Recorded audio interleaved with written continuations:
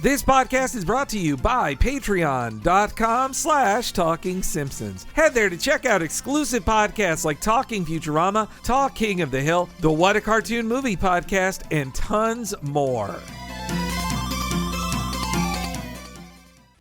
I heartily endorse this event or product.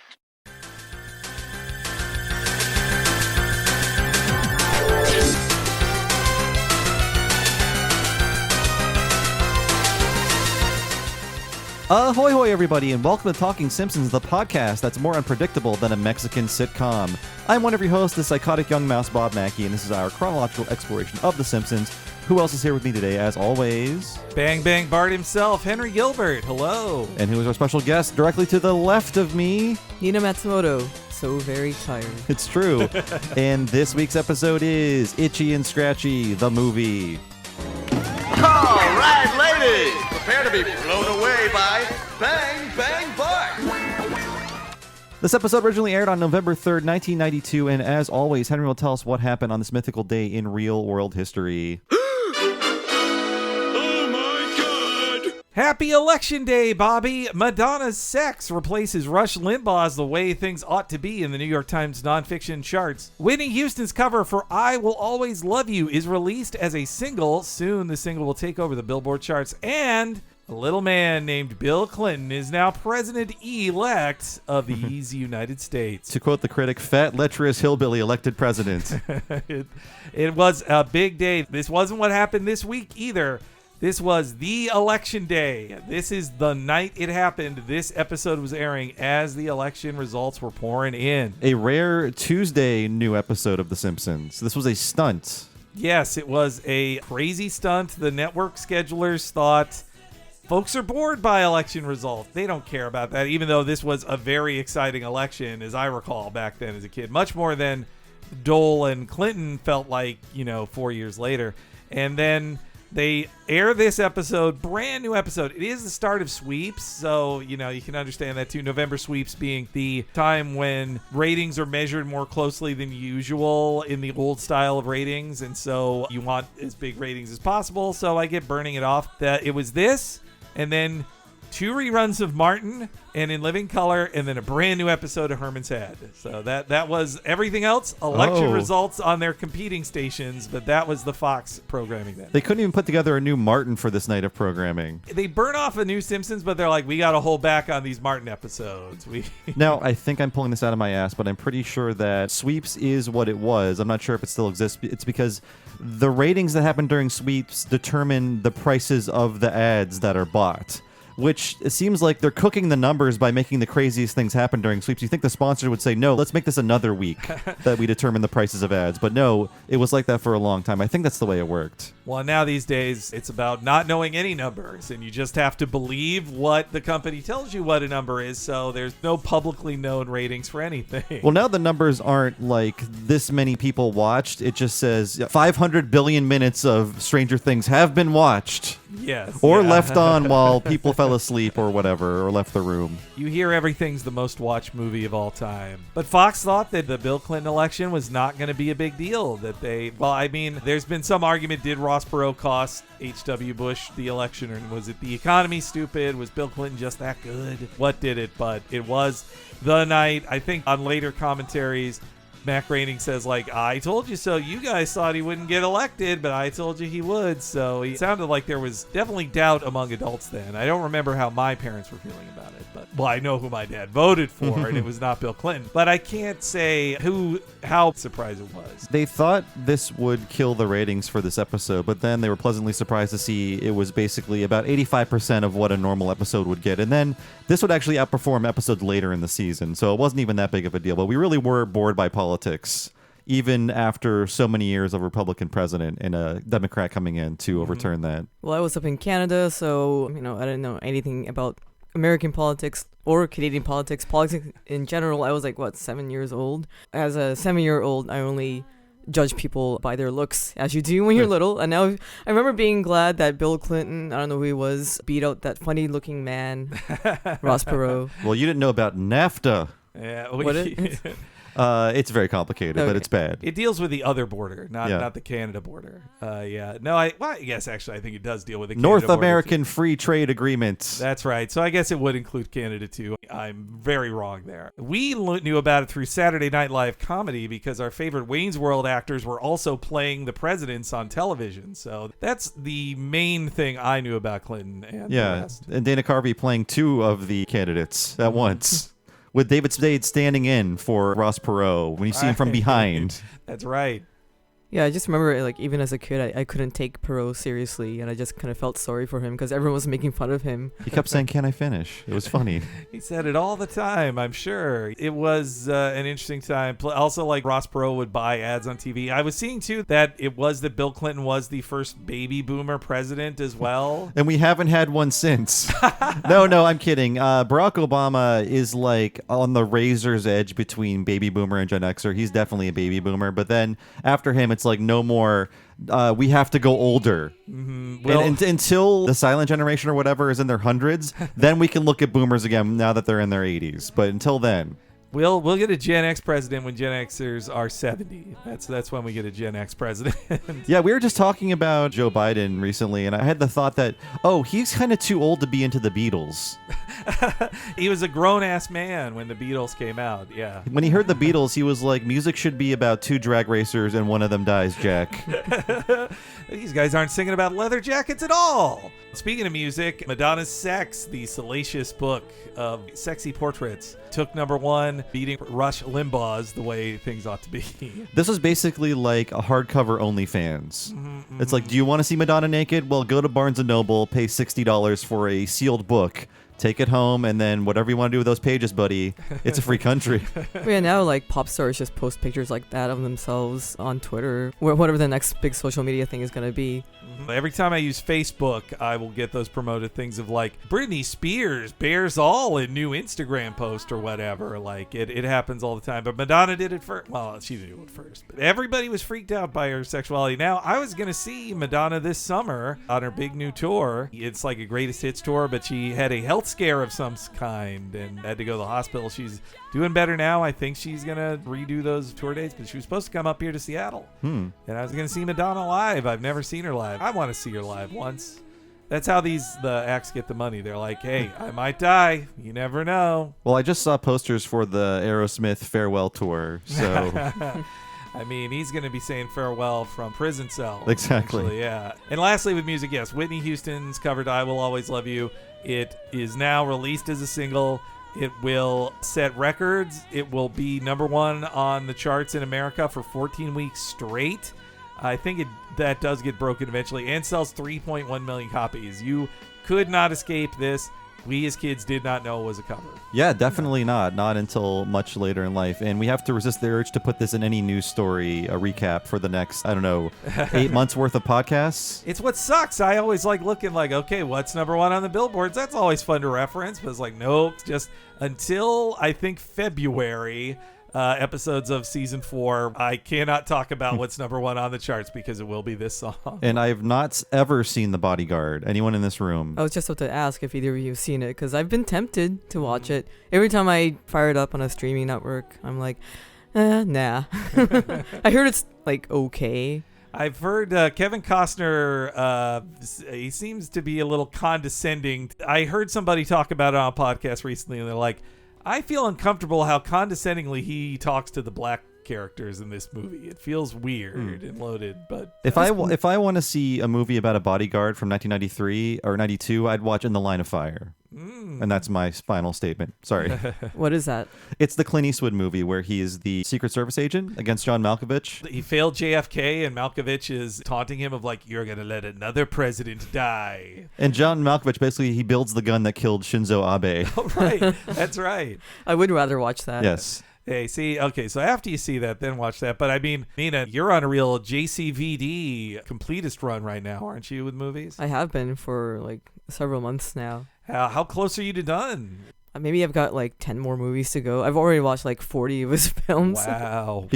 Because she's doing this, I've been doing a lot of bad JCVD impressions, and also because Street Fighter was on Tubi or Freevee or was Tubi. Devo or whatever, and we watched the whole thing, and it's like, oh, I like this movie. I've really Me turned the too. corner on that movie. I have turned the corner. I have been keeping a list. It's a private list right now. I'll release it to the public on my letterbox once it's done. But I've been ranking all the JCVD films, and Street Fighter for me is pretty high up there. Wow, man. What do you think of his his co-star Dennis Rodman he's featured in that Madonna sex book as well. He's in a salacious photo in that. How would you rate Dennis Rodman among his co-stars? As a co-star, Yeah.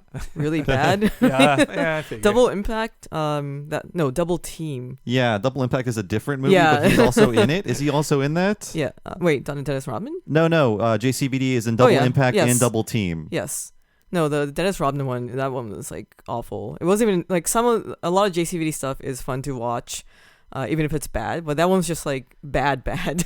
I haven't watched it since VHS, but I heard there's like a new release, like maybe even 4K of Hard Target. I haven't seen Hard Target in a long time. I gotta show that one to Bob. We're looking at basically this is this peak era, correct? Early 90s. Oh, Yeah. yeah, that Yeah. was his time. The Hard Target was like, I watched it before I knew who John Woo was and why it was cool that he was making a movie with Jean-Claude Van Damme. But yeah, it's anyway, there's no JCVD news this week, sadly, that I could pull from. I had to be careful with, basically I have to use this week's news twice because next episode of season 4 is just 2 days after this. Oh, what a time to be alive. Yeah. I just wanted to say though that my highest rated JCVD film is still only 3.5 stars.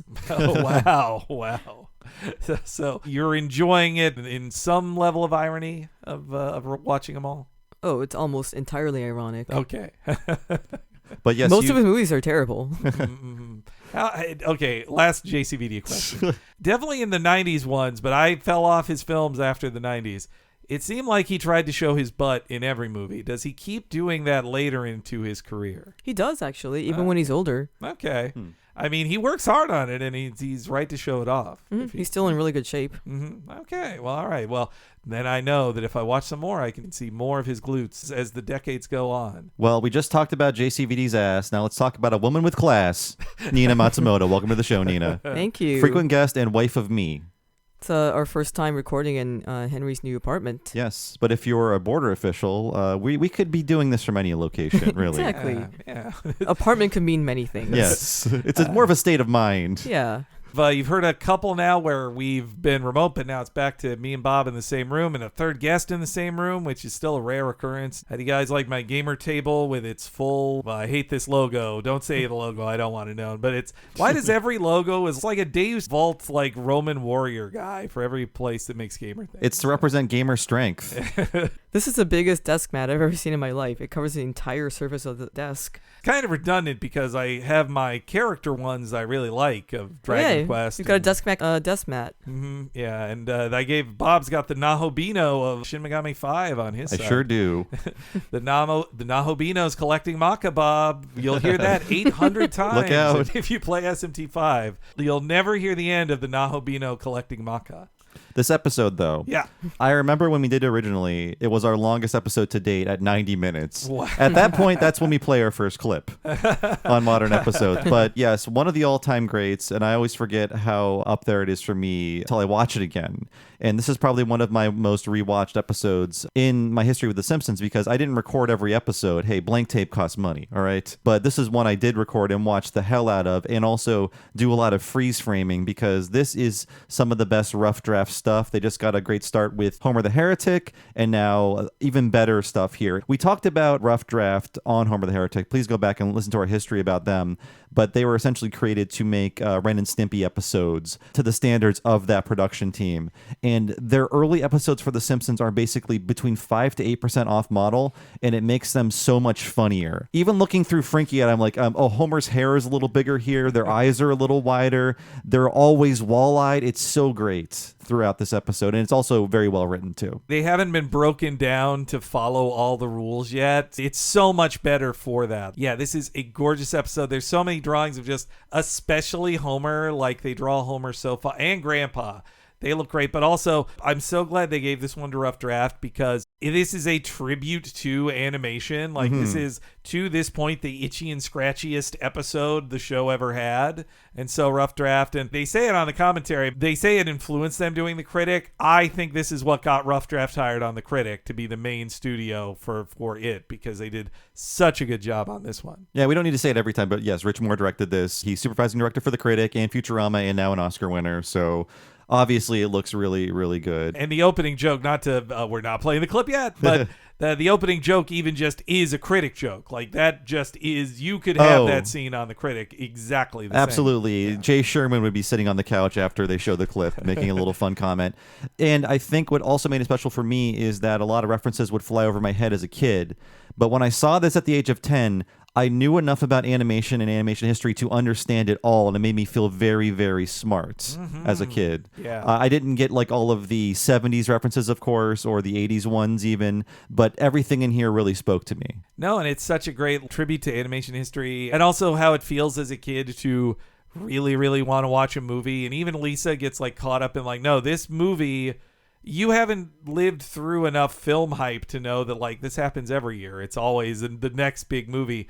When you're a little kid, you're like, this is the big movie of the year. We go through it the next year with Jurassic Park in 1993. Like that felt like the biggest super duper advertised to me. This is the big important movie kind of movie. That was like the countdown to it deal for me too. But Nina, did you didn't go to as many movies as a kid, or what, did you feel this kind of drive to see a movie? I talked about this in a previous podcast I was on with you guys. I can't remember which episode it was, but I did explain then that our family was not a movie watching family, and so I can't relate to Bart or Lisa at all in this episode. I never felt hyped for a movie when I was little. Wow. Except for Ghost Dad, as I talked about.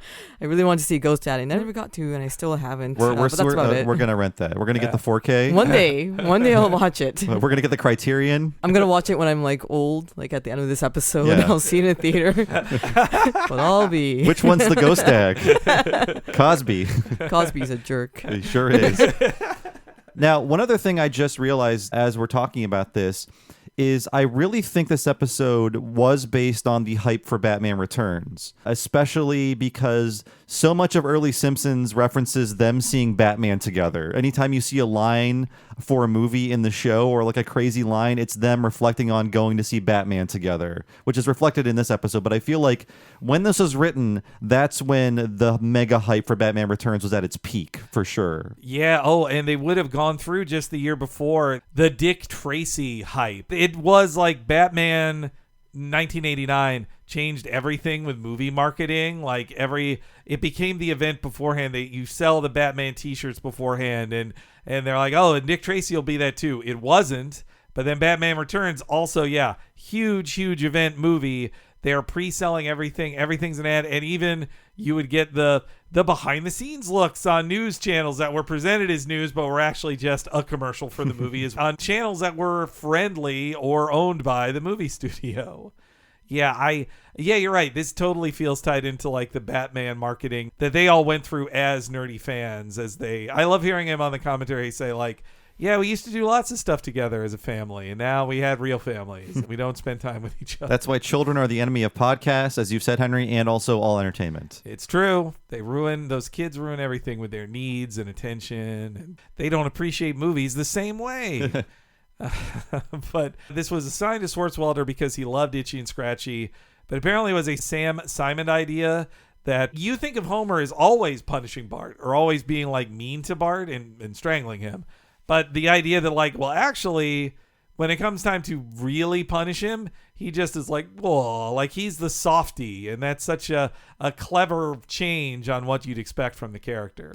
Yeah, I guess it's a big cheat in that it goes against everything we know about Homer, but it's done so well, you don't think it contradicts who he is as a character. And this is more of the like make Homer a big kid thing, especially like the ice cream man scene. That's just like, well, Homer's Bart's little brother in this scene. He's not his dad. Also, a fun thing on the DVD is they have full storyboards, though it's animatic style, so you can't like pause and read, cut lines, unfortunately. But they have full storyboards for Act 1 of this episode that you can watch picture in picture. And mainly I enjoyed it because I didn't see any like scenes that were cut or whatever. The storyboards are fun, but you can really see the difference between the storyboards and the layout work, especially done on the rough draft side, and the angles get more dynamic, the drawings get more fun. It gave me even more appreciation for rough draft on it. And of course, I hear about this a lot these days. That was just seeing our pal Ian Jones Cordy tweet about it. This was done when storyboards then led to layouts. Instead of storyboards are where you draw layouts, and you got to do it all. And it sounds really way harder to be a storyboarder on a show now than it was back in 1992. It's fun to go back and see how rough old storyboards used to be. Just like, here are the basic shapes of the characters. Now they're forced to do those very detailed layout drawings. So people overseas will understand what they're trying to do because there is no formal layout stage happening before the overseas process. Nina, actually, I've seen in some of the storyboards, one of the directors, I think it was Mike B. Anderson, he admitted, like, I don't even draw the points on Bart's head in some storyboards. I'm like, look, I just draw, it's the little box that that's Bart. I don't got to draw every point. As a professional artist, Nina, at what point did Bart's hair points come in when you're like laying out a page of Simpsons? Probably when I'm doing the final pencils, because there's no point. It's like icing the cake. Yeah, like, why waste time drawing all those? They're gonna be there eventually in the final pencils. That's when Matt Groening puts on his jeweler's loop and counts every hair point. Better be 9. It's it's 9 on Bart, and is it 8 on Lisa, or is it 7? Okay, It's 8. Okay. But how many Marge bumps are there? Oh, I mean, don't know. I could count in my I'm head. kidding, I'm I'm really tired right now. I can't. There are a specific number of bumps, though. We only make Nina do these podcasts when she's suffering from sheer exhaustion. Yeah, sorry. This is right That's after okay. Penny Arcade Expo West. Yeah, did you see us? No one calls it that. We're When you trying to start saying- distance ourselves from the Penny Arcade When you brand. started Oh, yeah, saying actually, Penny... I should have said PAX, yeah. Yeah, when you started saying Penny Arcade, I was like, wait, what? Oh, right, that is PAX. Two gamers on a couch, one saying the F word a lot. They're talking to the Fruit Fucker 9000. It's all as a kid, obsessively, I remember sitting on my Simpsons bed sheets and being like, are they all 9? And just counting all the points on Bart's head. That's how I knew. We all need. Sorry, go ahead. And if you did discover one of them had 8 or 10 points, would that have disturbed you enough to not be able to go to sleep? I would have thrown away the bed sheets and be like, Mom, get the Garfield ones out. I can't sleep this way. I know how many stripes are on Garfield's face. I mean, his ears, I think that is like 4. I studied my bed sheets very closely as a kid. Smithers has a specific number of hair bumps as well. Oh, I don't know that one. I need to learn that now. Oh man, I'm going to count those now. I'm going to pull that off the shelf. Actually, I got the season 4 box set right here. I bet Smithers is on there somewhere.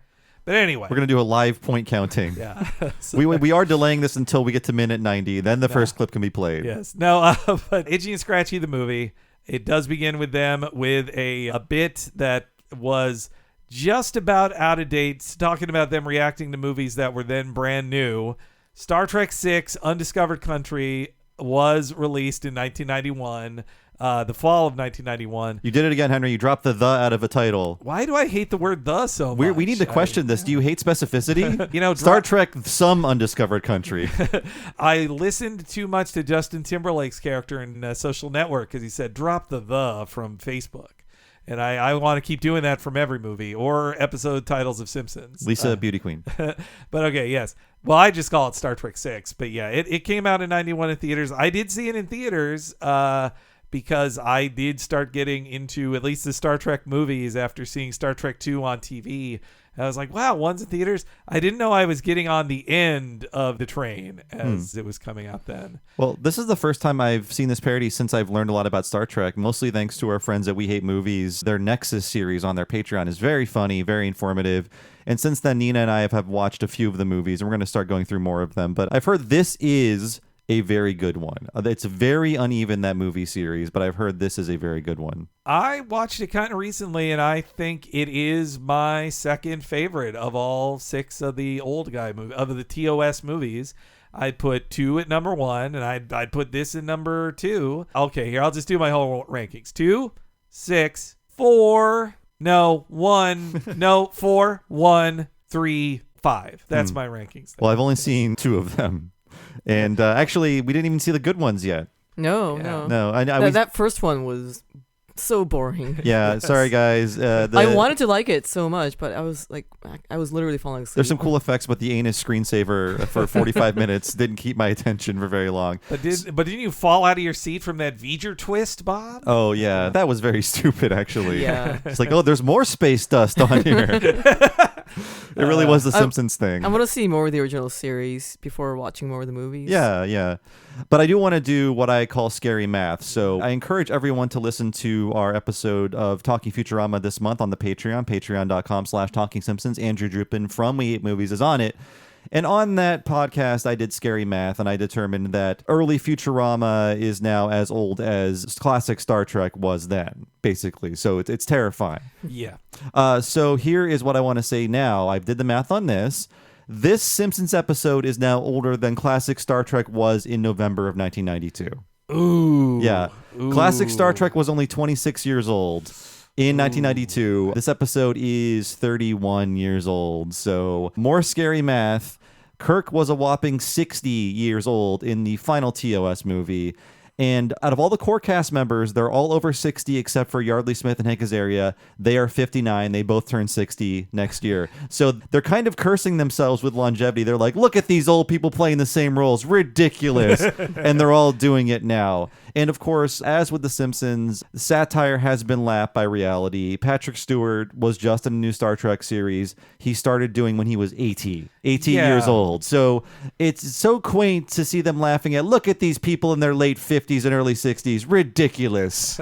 Yes. Yeah, the latest Picard season was so very tired. But it was really, really good. That's what's so funny to me, that like we were in the 90s, they were so mean. Like, this is a mean joke about famous people who are rich, so it's like, boo-hoo. But like, though the Trek actors, it took them a long time to actually get the money they deserve for the level of fame they got, in my opinion. But it's so mean to them, especially James Doohan. They're like, hey, Yes. fat ass, like, you're too fat to reach the controls, fatty. But yeah, I can't. The Patrick Stewart's 20 years older than everybody in Star Trek 6 is. I think people are less mean now. I don't think there would be a sketch on SNL now that would be, isn't everybody on from TNG incredibly old now? I don't think that would just be the one joke about it at the very least. I don't think you can make a joke, though, because they all look great. And they all do a lot of action scenes. Yeah, I just saw, as of this recording, that William Shatner is going to be at a con with whatever DS9 person left to go on Becker, whoever that is. Oh, the one who played Dax? Right? Yes. The picture with her as part of the promo, he looks great. And he's in his 90s, and he's doing cons. He's going into space, actual space. I mean, I definitely think all the TNG cast took better care of themselves than most of the TOS cast did. Even I think of Leonard Nimoy as a pretty healthy guy who biked around a lot, I know, but he also smoked a whole lot. Yeah. And a lot of them drank, and yeah. By virtue of not being born in the 30s, the TNG cast is much healthier. But yeah, you're right. But also it's probably because when I was a kid, they were old, so I think Leonard Nimoy will always, in my mind, be older than Jonathan Frakes, even though Jonathan Frakes is, I believe, in his early 70s now, too. Oh my God, you mentioned Nimoy. He's not in this parody. That's right. He's absent. Because maybe it's because he'll be later in this season, and they're like, hey, take out Nimoy from that. We don't want to be specifically mean to him since he's in the monorail episode. I have to guess there in some first draft there was a mean joke about Leonard Nimoy. And hey, George Takei was on their show already, so they're burning some bridges. Yeah, and then I sent you the link to it, Bob, just because I had to confirm it for myself. In my memory, you see James Doohan watch this clip, but it's not really that. But a few years after this, there's a 30th anniversary special in 1996 celebrating the series. And I believe nearly all of the original cast is in the audience, and they keep, Ben Stiller is saying, oh, I love this, and dilithium crystals, and he points at James Doohan, and he's like, yes, dilithium crystals, and all that. And then he says, and you guys have been parodied everywhere. And they show a ton of clips, including this one. So I feel so bad that James Doohan had to be in the room with all of his peers to see this joke played on screen saying that he's too fat to reach the controls. I'm sure his reaction was very much Abe Simpson's, I'm a living joke.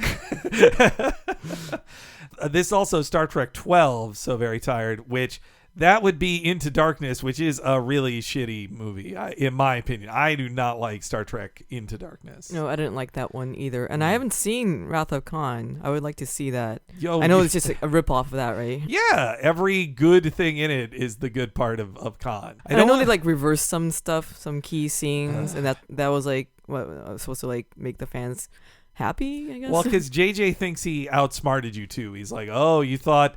He thinks he's zigging when we think he's going to zag, but it's like, I know you're going to zig. Yeah, and Into Darkness, I won't spoil it, but everybody beforehand was saying, I know where this is going. And he's like, no, you don't. We're not going there. And then in the middle of the movie, it's like, we went there, guys. It's like, yeah, we all knew that was coming. It's not a twist if you lie about something. Yeah. I'm being reductive here, but then with Star Wars, he just did a spiritual remake of another popular movie that was not, well, obviously not as good.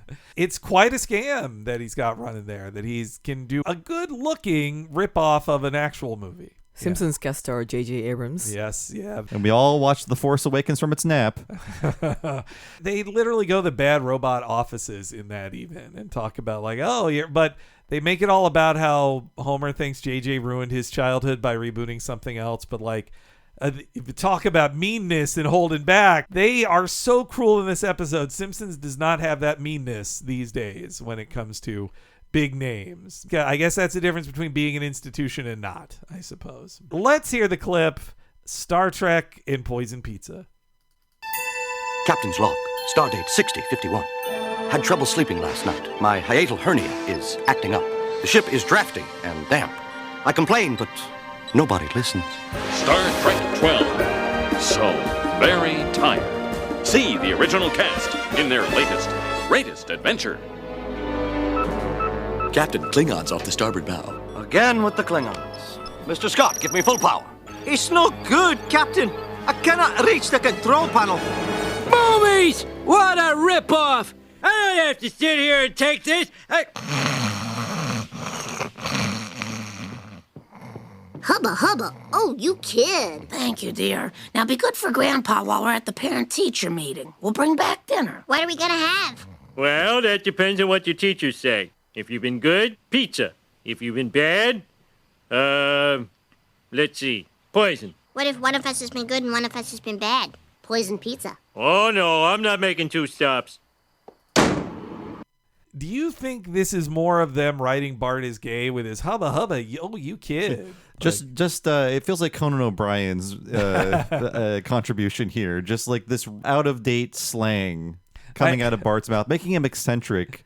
Not necessarily gay, but just same as like when Bart was doing the Cockney character. Right, yeah. That I also like the great delivery by Marge that she's like, thank you, dear. Like, she's heard this many times now. Now, these parent-teacher conferences, I saw them a lot on television, and we did have them in my school. But my parents were very protective of their free time, which is why they never took us to do anything or on vacation. But at the same time, we could just do whatever we wanted to at home or in the neighborhood. But I think their stance was, I'm paying for you kids to go to this Catholic school. Why do I have to show up and talk to a teacher? Your report card is as much interfacing as I want to do with how you're doing in school. So this was never a threat. This was never on the table. And they were always absent from anything to do with speaking to a teacher. Wait, so it wasn't mandatory? No, it was not mandatory. So it's never mandatory? I don't know. I think in some schools it was. I don't recall it being mandatory in my public school education at any point. I feel like my mom went once to an elementary school thing. But yeah, it also is, as far as distributed tasks in my home at the time, this was not going to be a shared thing between my parents. My mom was going to go or nobody goes. My dad was not going to go. He wasn't going to go with her. And when you have two kids in school, once my brother came to school 3 years behind me, I think she wasn't going to go to two classes either. And so I don't blame her for not going. I remember school days where the teachers were like, clean up the classroom. Your parents are coming tonight, like that kind of thing.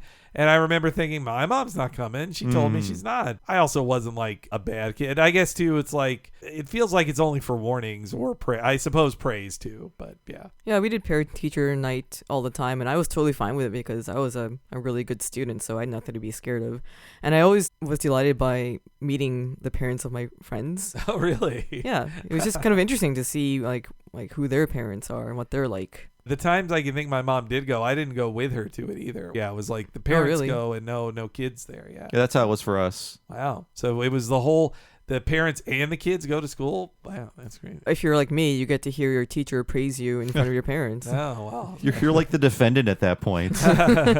So your parents had the Homer experience from this night. Pretty much, because I was like a Lisa. Mm-hmm. And well, they do have to break the game a bit here with Lisa's character, where Miss Hoover, she has to actually know Lisa's great and care instead of ignoring her and being sick of her. For the point of the story, she needs to actually like Lisa as a student for once. I think of Homer as a real jerk in this drive because first he says he tries to trick Marge outright. Then he sets up a game she shouldn't be able to win. And then when he even loses that, he had a thing, they had a 100 chance of losing. And then when he loses that, then he just pleads and begs and whines. And it's just like, God, what and then celebrates when he gets his own way. Yeah. Oh, I love the line read of him going, no.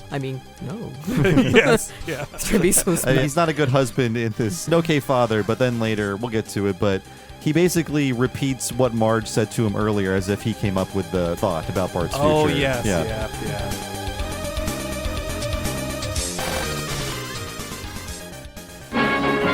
The Simpsons will be right back. The Simpsons is brought to you by Mercury and the new Mercury Villager minivan. The minivan that drives like a car. Hey, Dad, check out my new car. How can you afford this? But, Dad... The all-new Toyota Corolla. In my day, we knew the value of $1. Didn't I teach you anything about money? But, Dad... Roomier, quieter, and now a better value than ever. What have you got to say for yourself? It's a Corolla! A Corolla? Why didn't you say so? Come on, kids, let's motor. Did we mention more power? The all-new Corolla by Toyota. A welcome addition to any family.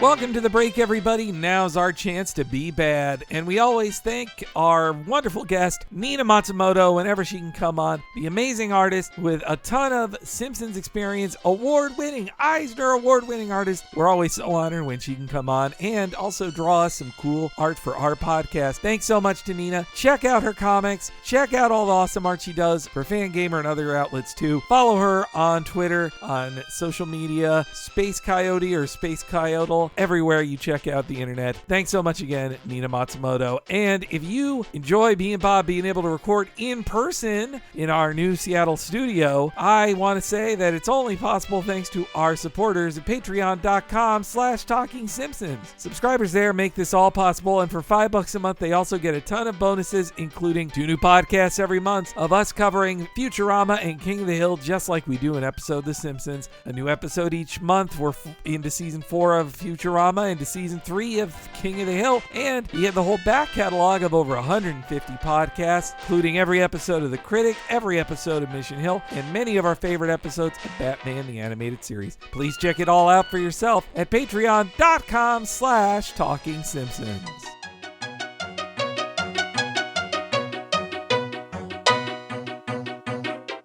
And if you want something even nicer than the novelization of Itchy and Scratchy the movie, then you need to sign up at the $10 level at patreon.com/TalkingSimpsons, because premium subscribers there get all the $5 things, and then they get our monthly What a Cartoon movie podcast where we talk through an animated feature film super in depth, just like we do an episode of The Simpsons, for 4, 5, or even 6 hours long. This month we talked all about Tim Burton's The Corpse Bride to set up the spooky month of October. And this month we're going to be talking about Project Eiko, the 1986 classic anime. You can only hear us talk about that if you're at the $10 level. And there's a huge back catalog of us covering, say, a whole summer of Pixar movies from Toy Story 4 to The Incredibles, and everything else in between, 5 whole years worth even. Everything from Akira to a Goofy movie on the What a Cartoon podcast. So please sign up at patreon.com/TalkingSimpsons to see over 200 hours of bonus podcasts in addition to all of the other cool stuff there. One more time, patreon.com/TalkingSimpsons.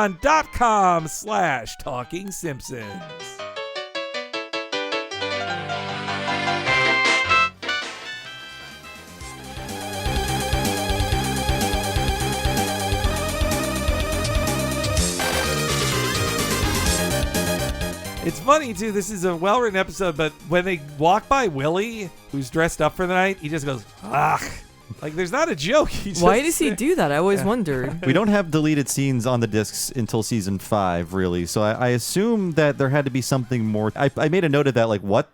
There's just a shot of Skinner and Willie, and Willie just goes, ah. That has always confused me as a kid, and even now as an adult. And I'll just tell you, on the DVD, there's not an extra joke to explain it. It's there in storyboards, but they're not giving you the pure storyboards. It's the animatics. So if there was another line, and unfortunately, I have now found from archive.org scripts for a third of this season, but not this episode, unfortunately. So this is a question that will remain unanswered for now, unfortunately. Let's share the blame. That's a funny sign gag.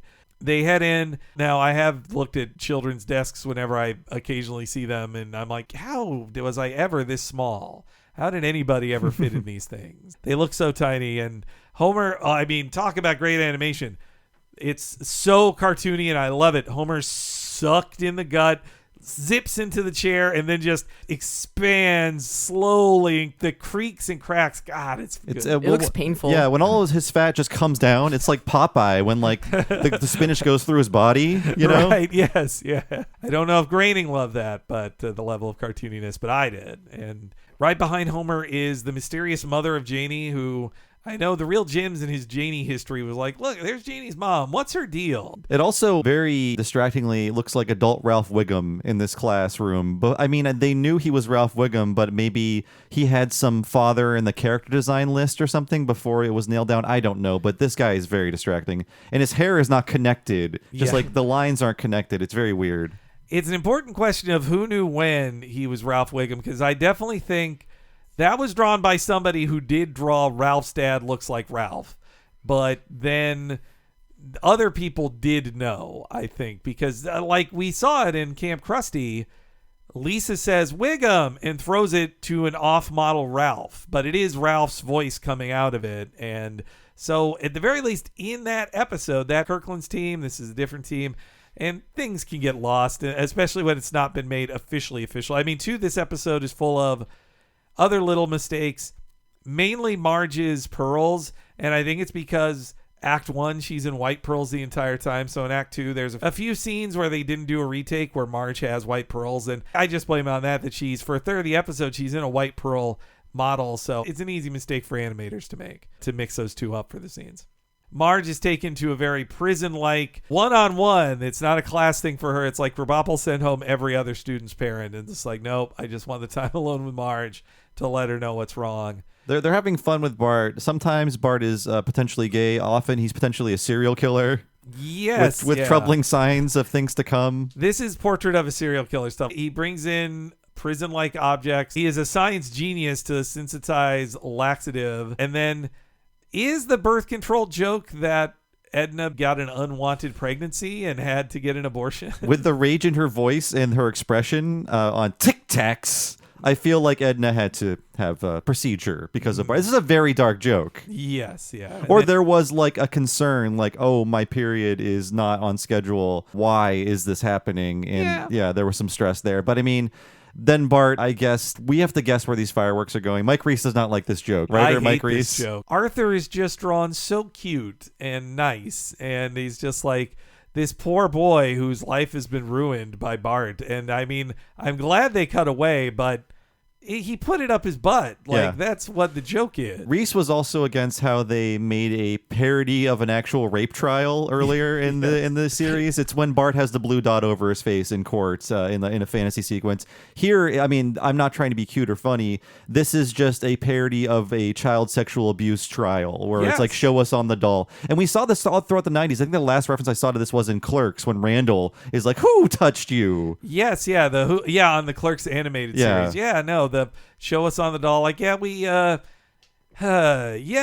a different time. It was the 90s. And hey, we have on the commentary, one of the showrunners was like, I don't like this. And it was 20 years ago he was saying this. Well, it's funny because Mike Reese, I always think of him as the edgier of the guys of him and Gene. But occasionally on commentaries, he's like the good taste guy, or like, guys, maybe we went too far. But also talk about jokes that went over my head. I would not be aware of Happy Days until 2 years later when the wonderful men of Weezer brought it to my attention. Oh my gosh. That was the rerun I always tolerated during my summer reruns. I'm like, I don't really like this, but it's between Gilligan's Island and Beverly Hillbillies, so Happy Days it is.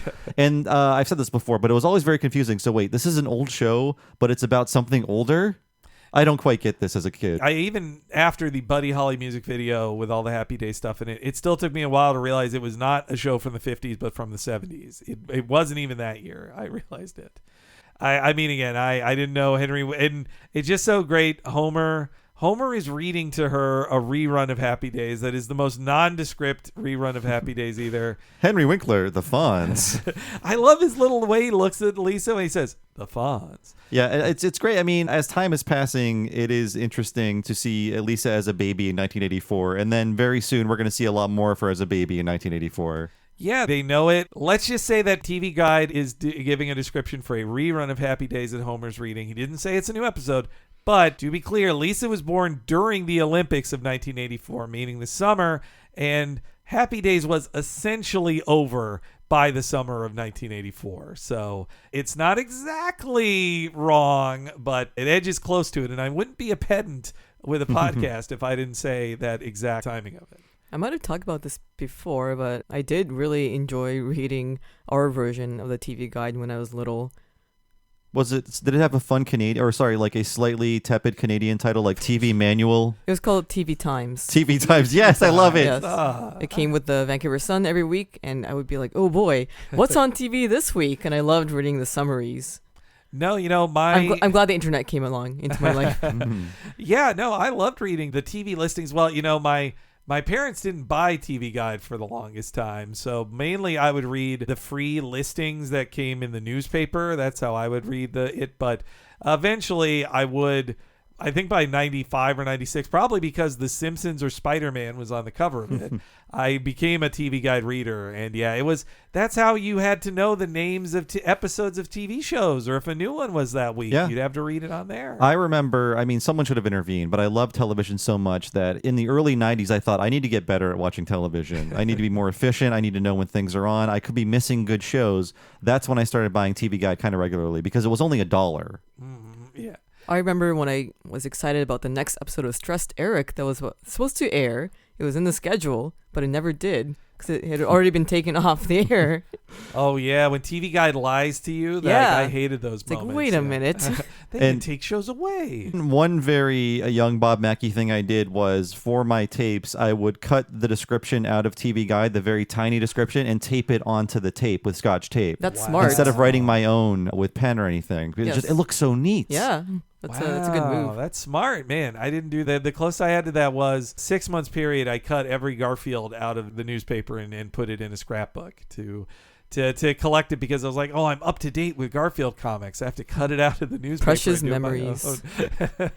I would love to see. I think I also colored in the black and white ones to be like, this Garfield needs color, and I colored it myself. My dad did read to me at a young age, but it was mostly manga, to be honest. Oh, really? It was, a lot of Doraemon. Oh, yeah, that's right. I remember that's your childhood comics was Doraemon. I think it was good for me learning Japanese as well when he did that. Oh, that's good. I should start reading Doraemon to learn, to keep my skills up. They actually sell bilingual versions of Doraemon that have the Japanese and the English, I've seen. Ooh. Yeah, like the localization is not the best because it's mostly for people in Japan trying to learn English. Oh, I see. So the translation can be a little dry. That would be good if you're learning how to read Japanese. That's cool. Yeah, I think my parents read to me my mom read to me when I was a kid. Your dad probably wouldn't read you the TV Guide or gambling, something related to gambling. If I asked him to explain the horse track odds to me, he'd do that. Sure, but he'd just read the racing form to you. Yes, exactly. Yeah. But otherwise, no. I would. There's definitely time like we go to the library, let's pick out a book, and then mom will read it to you before bed. I have a lot of happy memories with that. So yeah,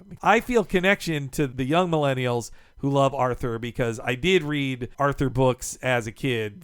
He was a book like years before he got the TV show. So I feel I was not a 14-year-old watching Arthur cartoons. I was reading the Arthur books at the correct age. I don't recall being read to because I was reading at an incredibly young age. So I really was the kid that raised himself. That's impressive, Bob. Yeah. Well, speaking of latchkey children, Bart, Lisa, and Maggie are left alone. This is real Shorts territory here. Grandpa, like seriously, this feels like they watched the one of Grandpa falling asleep and the kids get into trouble. What is the quote, Neil? Let's play Space Patrol. Yes. I finally got it right. Yeah, but in this place, Bart's saying, like, now's our chance to be bad. And I'm glad they thought of a creative prank. That Bart's like, I want to have his giant teeth and bite things with it. Do every crazy thing I can with teeth. He doesn't want to just, like, get into the liquor cabinet or... destroy the house or whatever. It's just, let's mess with his teeth. I'm not saying this is plagiarism. It's just, lateral thinking. But this is how every Rugrats started, with an old man falling asleep and the baby's cutting loose.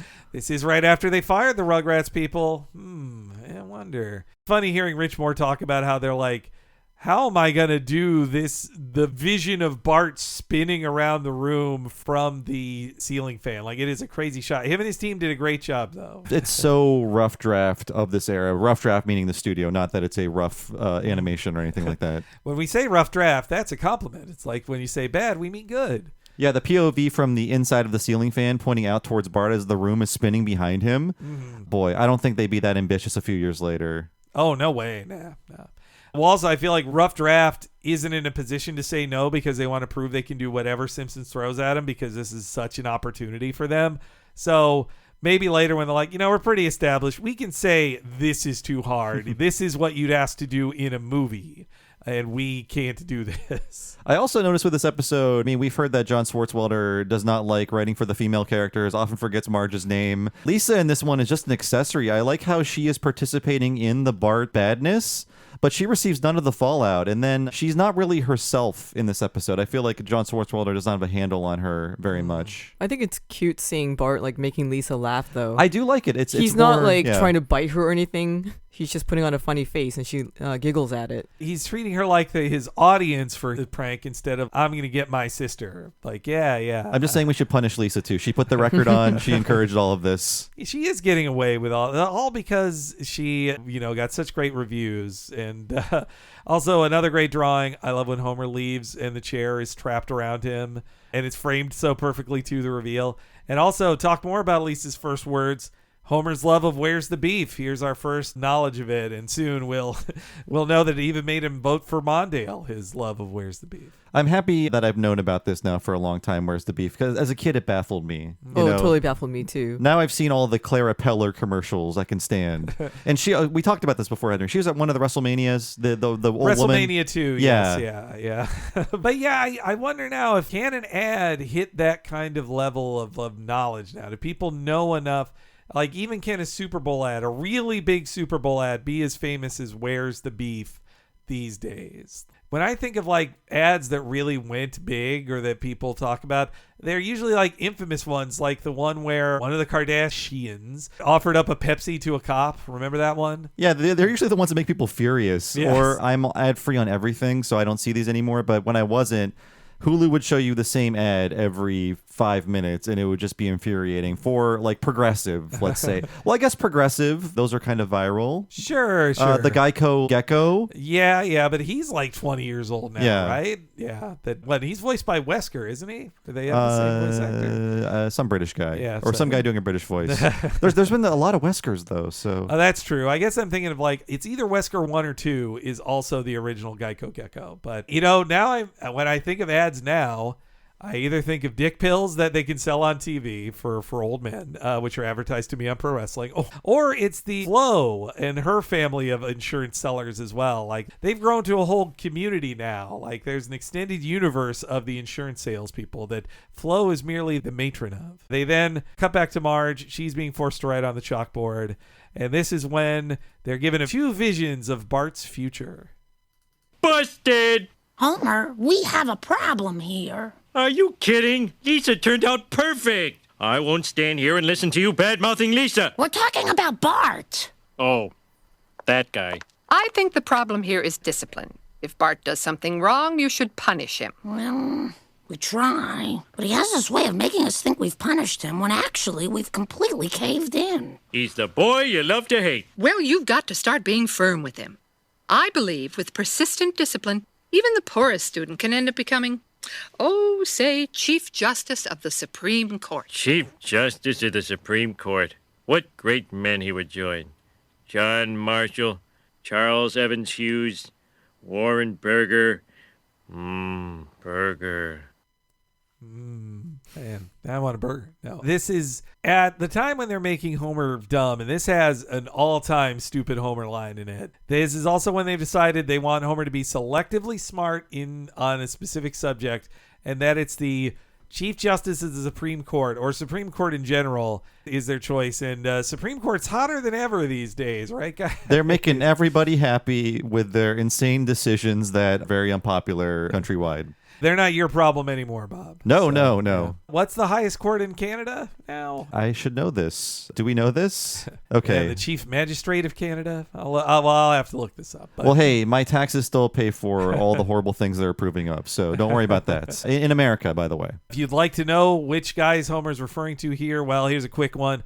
John Marshall was the fourth Chief Justice, longest-serving Chief Justice. He oversaw major court cases, including Marbury versus Madison, which established the very concept of judicial review, which is how the Supreme Court controls everything right now, thanks to that. And also, though, I should mention, he had a lot of slaves, of course, because it was back then. Charles Evan Hughes, he was appointed by Hoover to replace Taft. He was in opposition to a lot of the New Deal that FDR had, and he forced kids to say the Pledge of Allegiance. He's one of the guys who upheld that.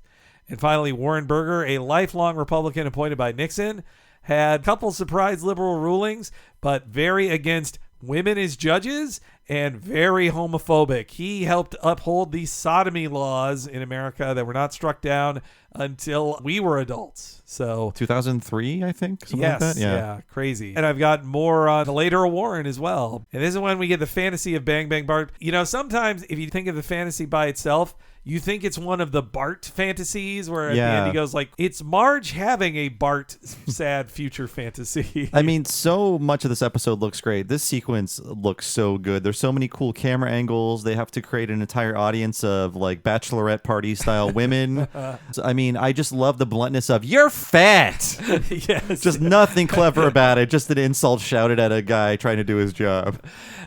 I love the sounds Nancy makes when he's on the ground like, just a man in pain, concussed. Yeah, I guess it is Nancy Cartwright yelling at herself. Yes, yeah. He's so funny. I love the little like butt crack on him too, like in his Bang Bang Bart design. Like he's great. And then Marge's reaction to that vision is like, my special little guy. It's cute. I think Marge's concern is kind of outdated though, because Magic Mike, it taught us all that it's the ultimate expression of male camaraderie. Exactly, you're right. It's about being best bros. It throws away toxic masculinity, and it supports women too and lets them feel beautiful. Exactly. Yeah, that's the lesson I learned from Magic Mike XXL. I haven't watched that new Magic Mike though. Me neither. Yeah, I heard okay stuff about it. I really like that second one. The first one I liked all right, but I kind of liked the magical world of, well, not magic. I mean, I think it's based on reality, but just the world of all the different clubs they went to and the events and stuff. That was fun. Yeah, the first one did kind of go in a predictable direction, and the second one, it's just fun. It's just pure joy in stripping, and hey. Yeah, it's a real bro down. Also, it really too. is. Yeah. I do feel old watching those movies, though, because all I could keep thinking of when they keep, like, grabbing the women and flipping them around, like, I'm just like, someone could get hurt. This looks really dangerous. You're going to pull a muscle. No, not the guys. They're going to hurt the women. Oh, yeah, no. When they flip the ladies upside down into, well, in pro wrestling it would be called tombstone position, but when it's like basically a standing 69, that I'm like, if you slip, you're going to break your neck. I do worry, actually, in those. Because it doesn't look fun, is what I'm saying. I don't want to go too deep into the Bang Bang Bart scene, but I'm just looking at all the Frankiac stuff. There's so much thought put into, like, what is this room? What are the dimensions? So many cool angles. When Bart is passed out, we pull up from his concussed body past the disco ball that was established at the beginning of the scene. Like, all those little touches are so amazing and great. It could have been much simpler. But this is Rough Draft trying to say, we got the Simpsons, let's really kick ass on this show. It'll be our calling card with Ren and Stimpy. It is these little details that, you only notice when they're not there, and you see boring setups, or people are more pressed for time, or the deadlines are tougher, or who knows. But then it cuts back to Bart doing his final bit of taking bites out of records. Mike Reese says that this was like a fad from decades before that like college kids would do. It's like, up there with like phone booth stuffing and goldfish swallowing. But that when I tried to Google it. The only things I found about like biting vinyl records was warnings about how to prevent your dogs from biting albums, because if a pet bites it, it's bad news for your puppy. Yeah, I guess they weren't eating the records, but they were just chomping them to pieces. But I always remember just what the teeth look like in this scene, because it really lets you know the Simpsons teeth, they're all just round marbles, basically. It feels like the Foley is marbles, too. They're like pearls. Yeah.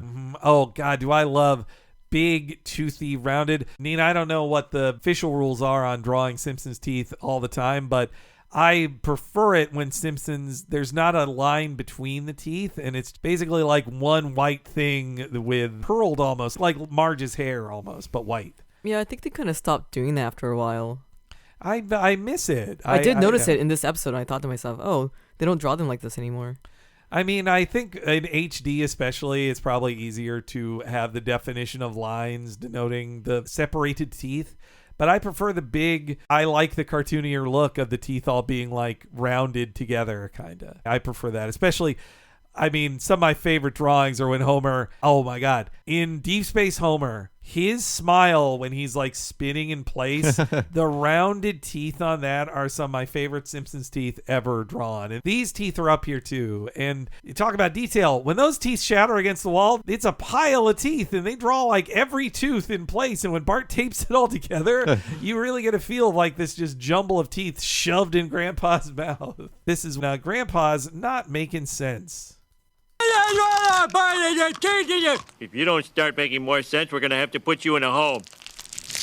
You already put me in a home. Then we'll put you in the crooked home we saw in 60 Minutes. I'll be good. Look what your bad egg of a son did to my teeth. Dad, you and your stories. Bart broke my teeth. The nurses are stealing my money. This thing on my neck is getting bigger. Now, this is exactly what Bart's teacher was talking about.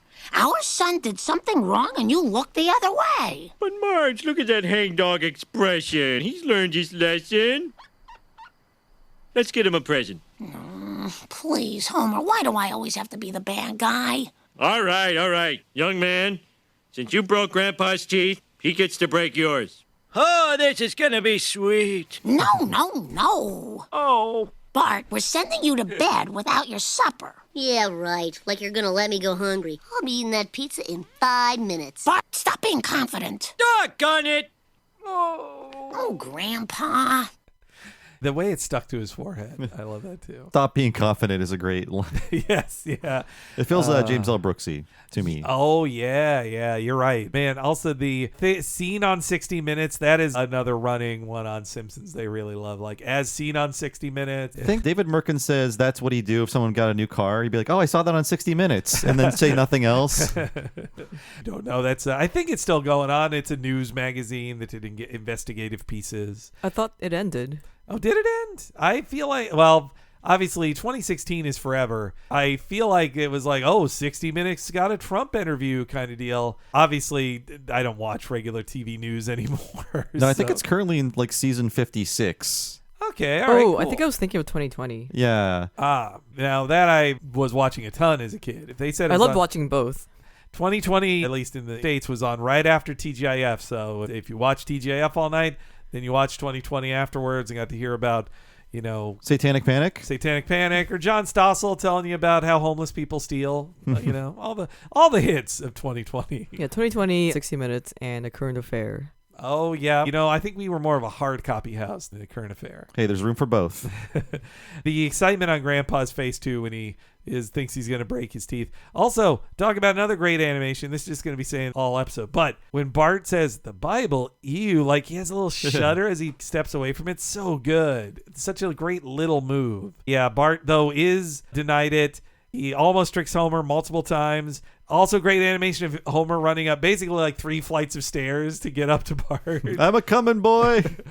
This reminded me of my own life. I mean, I was not a Bart kid, but I was much like a young Nina Matsumoto, very well behaved and, was trusted to not get in trouble. But I was, in the style of Bart, a little too confident sometimes, and I would just push it a little bit. It maybe happened 2 or 3 times.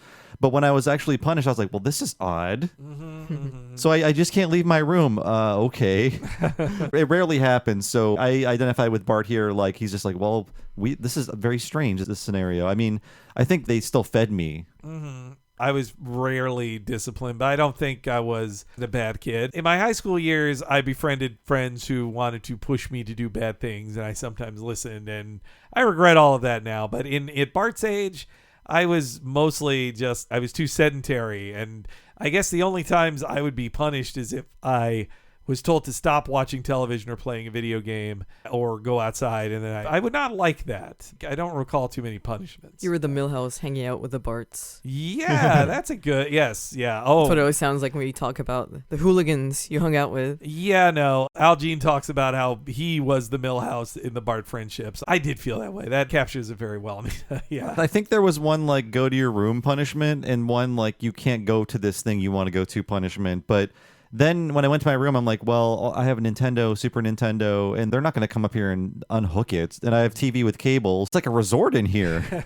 Yeah, if you want to ground kids now, I guess you got to take away their phone. It's the only way. Like, you couldn't tell them, well, you can't watch this movie. It's like, well, I can on my phone. You couldn't even like tell them like no pornography, no video games, no none of this stuff. It's like, no, they have it. I guess you can restrict their money so they can't like buy themselves a pizza or whatever if they don't have money. You can control that, but yeah, I guess you just got to take their phone away or turn it off. It's true. Homer in this episode really frustrates me because I don't have kids, obviously, and I know pets are different from kids. But in a previous relationship, we raised a Shiba Inu puppy, and I always had to be the strict parent when it came to training her. And especially with an intelligent dog like Shiba Inu, it's very important to train them from a very young age. Otherwise, they'll just walk all over you. And it frustrated me so much when my then boyfriend would show lenience towards her, because then once you let a dog break a boundary that you set down, like that's it. You can't put the toothpaste back in the tube. Like, for example, she wasn't allowed in our walk-in closet because we didn't want her in there, and she knew that. So she wouldn't even try to get in. But he let her in once, and I was like, hey, and he went, oh, come on, just this once. And guess what? After that, she thought it was okay to go in there forever because, dogs don't understand, oh, just this once. And like I said, they're different from kids. Children still need some amount of like boundaries and rules when they're younger. Like when they're older, they can understand sometimes you can break some rules. There are special exceptions. But if you don't set those down, they are going to become like Bart. They're going to like no longer take you seriously when you say, no, you can't do that. Because kids learn and they're like, well, no, you broke it the other times. You yeah, don't exactly. Really do this, man. Well, now we both live with my parrot and we're both cruel taskmasters. We're both the bad cop. It's true. Cats are hard to train, and we also just were like, we didn't have dogs after I was like 6, and cats, though my mom she was the bad cop. My dad was more just the disinterested cop. Like, he didn't try to train our cats. He invented a new kind of cop in the dynamic. It's bad cop, good cop, disinterested cop. He's the guy that lets the other cops in the room. Yes, yeah. I guess these in here. Go ahead. Yeah. Well, it frustrated me when I go to like other people's places and I'd see how their families or my friends would treat their pets, because they would be like, okay, the dog or cat is not allowed to get, table scraps. But then they'd be like, oh, just this once, and they'll like feed them their food, human food, which you're not supposed to give to your pets. And then after that, like the dog or cat would like keep begging more, and then they get mad at the pet. Mm-hmm. It's like, oh no, get away from here! No, you can't have any more. And I would think in my head, like, but you gave them the food. Mm-hmm. Like they don't understand. Like, no, you can't have it anymore. Like, just don't do that to begin with. Now I feel my mom is the type to go to somebody's house and see the dog and feed them under the table. Oh my God. Yeah. So if you're at someone else's place and you break the rules for their pet, that's also infuriating. I'm sorry to say this. No, yeah. I can't do that. I don't think I've done that, but also if I would be at a place with my mom, I'd be like, well, I know she's been feeding this dog off the table the whole time. So, okay, I'm going to try. You played right into their paws, Henry. Yeah. I did get tricked by a dog, as Marge wrote down on notes once in the Itchy and Scratchy previous episode. Great at talking about dogs and food. Santa's Little Helper turned into a pizza box head is a really funny drawing. I love his tongue. His pizza tongue? Yeah. Amazing, yeah. We need to make new lines of figures based on just weird transformations so we can have Bang Bang Bart and Pizza Box Head SLH in the same pack, right? Yeah. Oh, it should be the same episode pack, yeah. Though maybe it did get made, who knows. I would want a Rat Boy. Who could forget Dear Rat Boy? I don't think they made Rat Boy. No, they haven't. And they have made things based on Treehouse of Horror episodes, like the Lisa Snail. There's a Funko Funko Pop of that. I wish it wasn't a Funko Pop. And the Bart Raven. Those are cool, but There's they an should evil do crust- more of like non-Treehouse stuff. There's an evil Krusty doll. I mentioned it the last episode we did it, which we haven't recorded yet. But yeah, I saw that there's an evil Krusty doll that says those things. And though I guess that's what Super 7 is doing. Like they did Deep Space Homer. They did the Itchy and Scratchy Land robots. Maybe someday. Though I feel like Dear Rat Boy is going to be low on the list. I want a little piece of drywall for him to chew on. Bart seems to learn his lesson. So I guess I'm curious, what do you guys think happens here? Because I'll tell you my theory. I think Bart knows Homer's on the other side of the door and is waiting for Bart to sound like he learned his lesson. So he says, I better straighten up and fly right. Then Homer comes in and thinks like, okay, he did learn his lesson, gives him the pizza and walks out. And that's why Bart says suckers, because he's like, I tricked him. That's my read on it. But what do you guys read from that scene? I view it as the tragedy of this was the one time Bart was going to learn his lesson and actually get on the right path, and Homer completely derailed it. Mm-hmm. Yep, I agree with that. Absolutely. It's he like wasn't he didn't know, like, I don't think Homer was listening or anything. I think Bart was seriously like regretting what he did. Yeah, and he realized like, oh, I guess I am being punished, and there could be more punishments to come. I will change my behavior, and that's when Homer derails his future completely. Yeah. Okay, so Bart suckers is just their way of saying Bart didn't learn a lesson. I think the suckers is the follow-up to I promise. Okay, all right. Not to suckers referring to I better straighten up and fly right or whatever. Okay, I always read his saying it's suckers. Like, my thought was Bart, it was all a trick by Bart. It was all because he does play mind games this whole episode. So that's also what made me think it was just one of his mind games. No, if that was the intent, he'd be standing right by the door, loudly going while smiling, boy, I'd better straighten up and fly right. Yeah. Okay. But he was seriously regretting his actions there. And previously in the scene, he was doing things with the intent to be heard. Actually, I love his very little melodramatic table setting where he sits like, I'm hungry. And he's got like a little, somehow he has a little table in his bedroom. That's true. Yeah. Okay. Yeah. All right. It strikes me as a much darker Simpsons joke that Homer destroyed any future Bart could have had. I mean, then he actually punishes him again when it takes, but it shows you like this is effective. Bart needs this. And I guess it does fit with the tradition of a parody of a bad sitcom happy ending. Like, this seems like the sitcom happy ending, and then it ends with Bart going like, suckers, like, no, I didn't change. But the scene really ends with Grandpa getting a gun shoved in his face, and Jasper's going to give him a bad night, I'm guessing. I always forget that's how the act ends. Well, if it isn't the Tooth Fairy. And no sign of Itchy and Scratchy in Act 1 at all, and this is a long Act 1. It's like almost half the episode. I forget how, despite how much I love this, there's very little Itchy and Scratchy content to be found. Mm-hmm. Well, and then really the content of non-Itchy and Scratchy things in the next two acts really is one act of stuff. Like, there's so many Itchy and Scratchy clips in this episode that it really makes for one act of actual story. This is a lot of filler, amazing filler, but lots of filler. There's no B plot, so it all feels like it's relevant to the story they're trying to tell. Mm-hmm. And so, yes, it's the start of Act 2, and it's time for a commercial. You'll find it in the Itchy and Scratchy movie, coming soon to a theater near you. 53% new footage. Wow. Bart, did you take out the garbage like I asked? Indeed I did. Stop! Hey, you goats, get out of here! Boy, you're gonna have to be punished for this. Dad, you could punish me, but that means you have to think of a punishment, sit here, and make sure I do it. Oh. Or you could let me go play with Milhouse while you spend the afternoon watching unpredictable Mexican sitcoms. Ay, el estómago. Run along, you little scamp. So that's a big moment there. It's a first appearance, as they'd say in the comic book world, of Bumblebee Man. Yes, I did a little more research on this guy because I didn't know a lot about him, and we didn't do as much research originally because we were doing this on top of full-time jobs. So yes, a reference to, forgive if I maul the pronunciation, but El Chapulán Colorado, a.k.a. The Red Grasshopper, who is a Mexican superhero parody show that ran from 73 to 79. That's the one thing I didn't really know about this, is that it is a parody of Superheroes, the show that this character is featured on. And he is actually a parody of Superman, played by Roberto Gomez Bolaños, and he went by the comedy nickname Chespirito, meaning Little Shakespeare, and he passed away in 2014 at age 85. So there, you can watch clips of this online, you can watch the opening of it, but it's a reference to seeing inexplicable things when you turn on foreign language TV channels. It's kind of like the slightly patronizing wacky Japan stuff we would see 10 years later, in which the people making this know it's insane. They're trying to be absurdist, but when you watch it, you're like, what are they thinking? You know, it's a joke about a joke show. And quite literally lost in translation, like you said, is that it's not just that it's a guy in a bug costume, which that's Bumblebee Man is just like, well, he's a Bumblebee Man. Like you said, they lost the superhero aspect of it. It's just a silly character who has also, Bart implies that there's like, wow, the unpredictable, and then they show a very, very broad joke about a guy eating too much ice cream. To be fair, what I've seen of Mexican comedy from that era is extremely broad, but it's just very, very silly.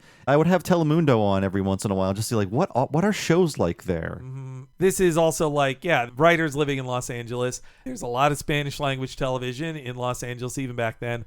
Now, in American ratings, lots of times these Spanish language stations are among some of the top rated television shows. Like, that's how big Spanish language programming is in the United States now. So this also is now kind of a slightly dated joke of like, who's this for? This stuff where people speak Spanish on American television. Like, this is crazy. Because of Disney's new policy, he is not voiced by Hank Azaria anymore. He is voiced by a Mexican-American actor named Eric Lopez. So there you have it. Yeah. And he's been in like 6 episodes voicing Bumblebee Man. Man, Hank Azaria is losing so many roles. Yes. Yeah. Isn't it great that so many diverse actors are getting big Simpsons roles now? It's funny because it wasn't white enough to get breaks, Hank Azaria. So like you can play every foreign character, and they're like, oh, we can't do that anymore. So too much of a boy for Crazy Town, too crazy for Boys Town, the Hank Azaria story. They look down on his, as Lisa would say, Sephardic good looks. It's also funny too because the character El Chapalan Colorado, that one of my favorite Mexican wrestlers, Bandito, he came out in a tribute costume to it in a wrestling event recently because he grew up loving that show. And so he's a high-flying costumed character himself. And so he's dressed in it. But American fans are like, what? It just looks like a shitty costume when he puts on a parody costume. I was tweeting out like, guys, you don't get it. This is a reference to the character they parody as Bumblebee Man. So look it up if you want to see a professional wrestler, a very good professional wrestler, dressed up as that character. And that 53% new footage thing confused me as a kid until I learned more about animated movies that came before the Disney Renaissance, because right now we are right after Beauty and the Beast. Little Mermaid has happened. Yeah, theatrical animation is in a renaissance, But before that, we had package films, which I want to say John Swartzwelder is probably referencing all of the Looney Tunes package films from the 70s, like Bugs Bunny Superstar and the Bugs Bunny Roadrunner movie, the Looney Bugs Bunny movie. There's so many of these. Quackbuster. Hey, that was direct-to-video, I'm pretty sure. Oh, right. Yeah. You're right. And I like Quackbusters because the original content in that was actually good. But all of those, it was like, hey, Doc, I'm Bugs Bunny. I've had a lot of fun over the years. This is the last new animation you'll see. Goodbye, folks. And then it's just a string of cartoons. Let me tell you about my fathers, but not Bob Clampett. I loved the Bugs Bunny Roadrunner movie as a kid. I rented it a million times. I rented them and they pissed me off because I just thought, I see these cartoons on TV every day. This is a movie. It's supposed to be a movie. I'm sorry. I liked it because it's a random element. You don't know what you're getting on random Looney Tunes packaged episode on Nickelodeon. But on this, I knew it was going to be all Chuck.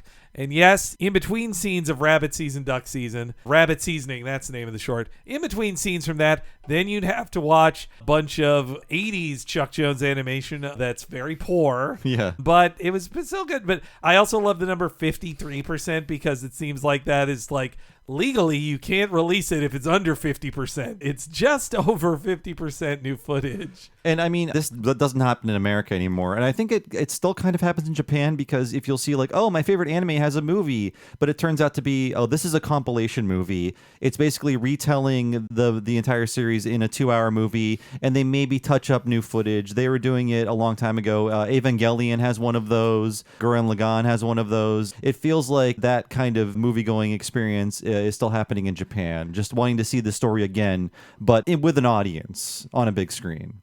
I think one of the biggest reasons for that with anime films, and it happened before, but Mobile Suit Gundam, the original, the TV show did all right, but not that big. But when the movie versions came out, those were huge. They did all of that. They just took the TV animation and spiffed it up a little and cut it down to 3 films. But those were so big that then it just became a tradition for, it was an expected thing to do, movie theater. And recently, we'll stop talking about anime, don't worry. Recently, Demon Slayer kind of did the opposite thing, where instead of releasing a compilation movie, they were like, what if we just put 6 episodes in theaters and called it a movie? And it turns out nothing will ever top it in Japanese box office history. No Ghibli movie will ever do higher than the Demon Slayer movie from 2021 that really took advantage of COVID and a delay production from the last season. People just wanted to see more of that anime series, so they all went to something that was called a movie but really wasn't. It does not deserve that #1 spot. It doesn't. I enjoyed it, but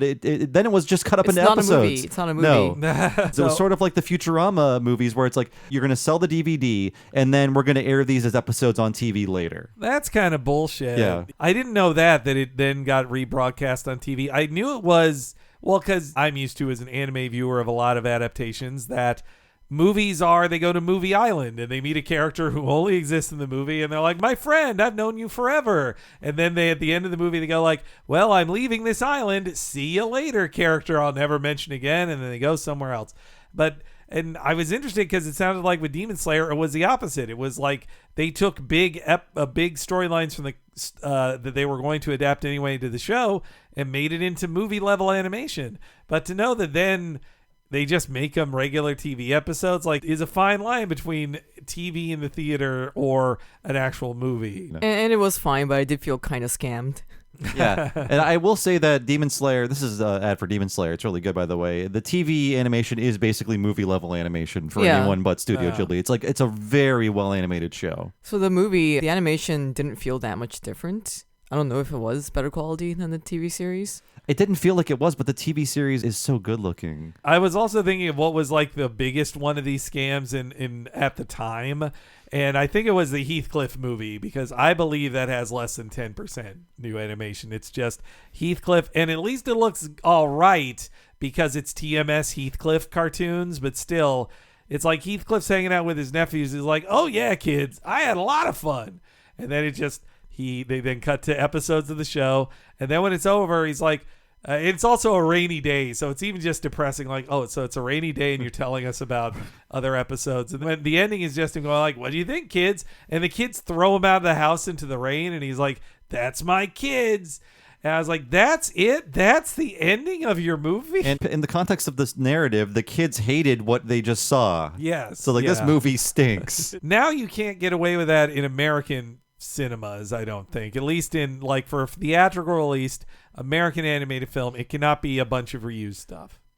Also, I was interested in the joke of the Coming for Christmas thing too. Like, that was the only release window for animated movies that were major back then, which means Disney in almost all cases.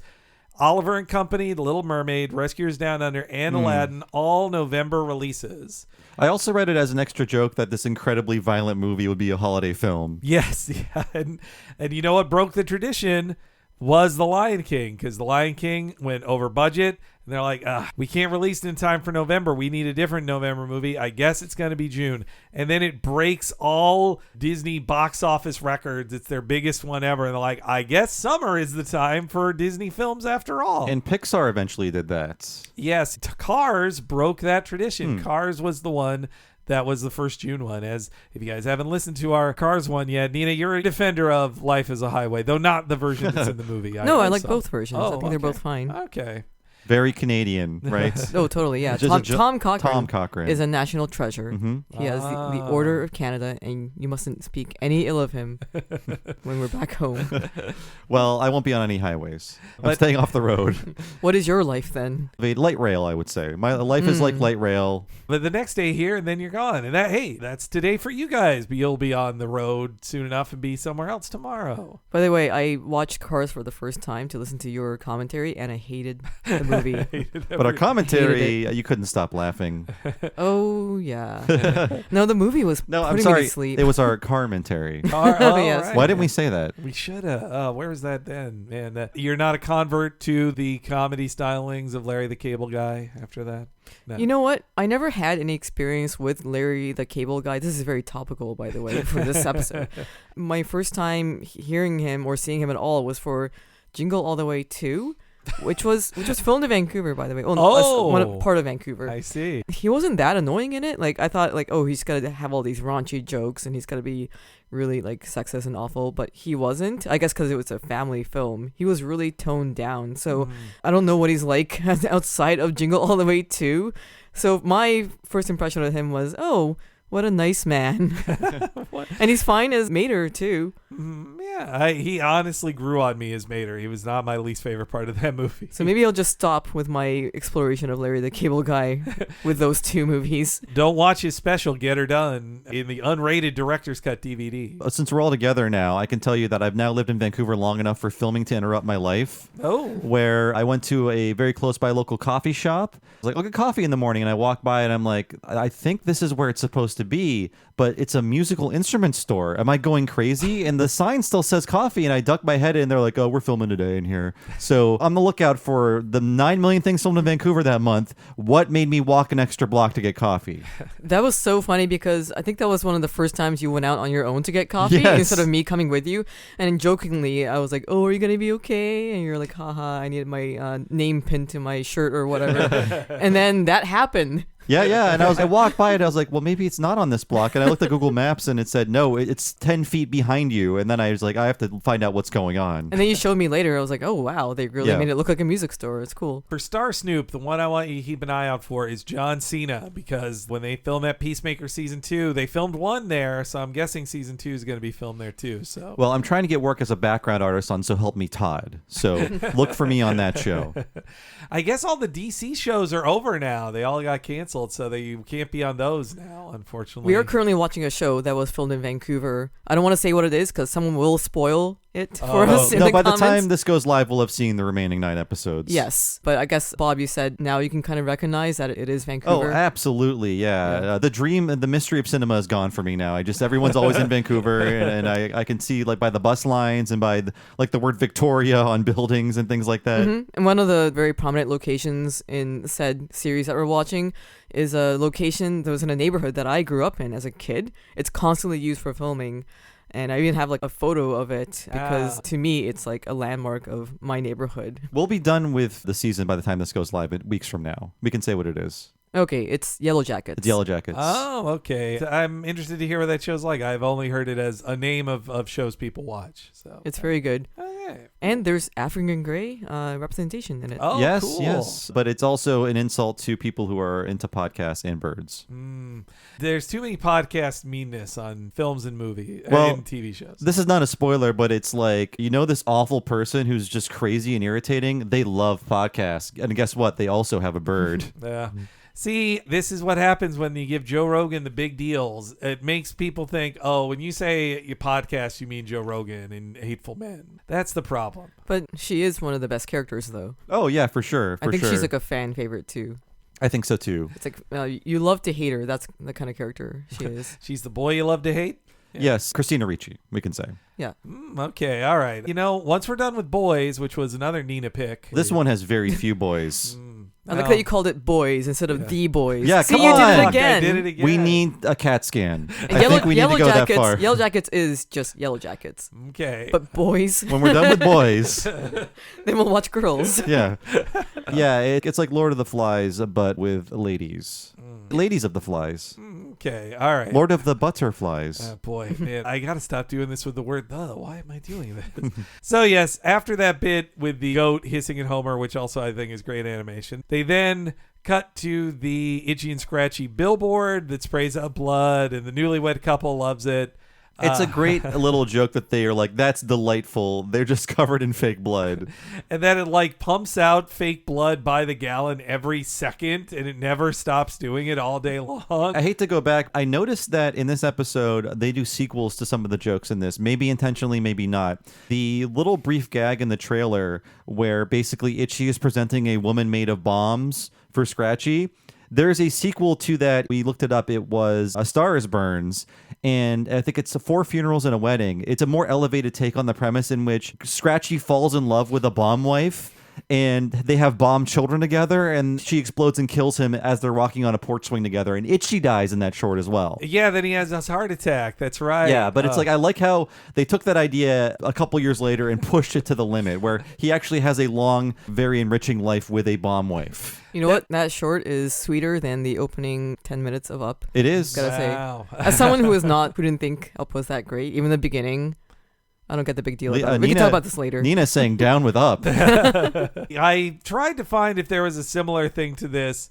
There was an inventive ad in 2008 in New Zealand for Kill Bill airing on television, where basically it's the pose of the bride with her blade out, and it looks like she just killed a bunch of people and blood had sprayed everywhere. And it's by a parking lot, and there's a car that almost certainly is owned by the advertisers, that it's a white car that had blood sprayed all over it. So it looks like the ad just sprayed blood, but I could not find an actual ad that actively sprayed blood or other liquids out of it. But that's the closest Simpsons predicted it. In Australia, I think it's called Kill Bill. Well, and they must love Kill Bill in New Zealand because New Zealand, I'm sorry. Well, because the stunt actor in it is a Kiwi who then went on to be one of Quentin Tarantino's favorites. That's one talented bird. Then another of my favorite bits ever, Bart just smashing mustard packets to Jingle Bells, and he says, I don't know, like, we've all been there. Why did I do that? Bart looking up at Homer is a meme image I've seen a lot, and it's one of those, like I said, between 5 to 8% off model rough draft images that's just so expressive and funny. And I noticed that they're often like pointing the camera up and down.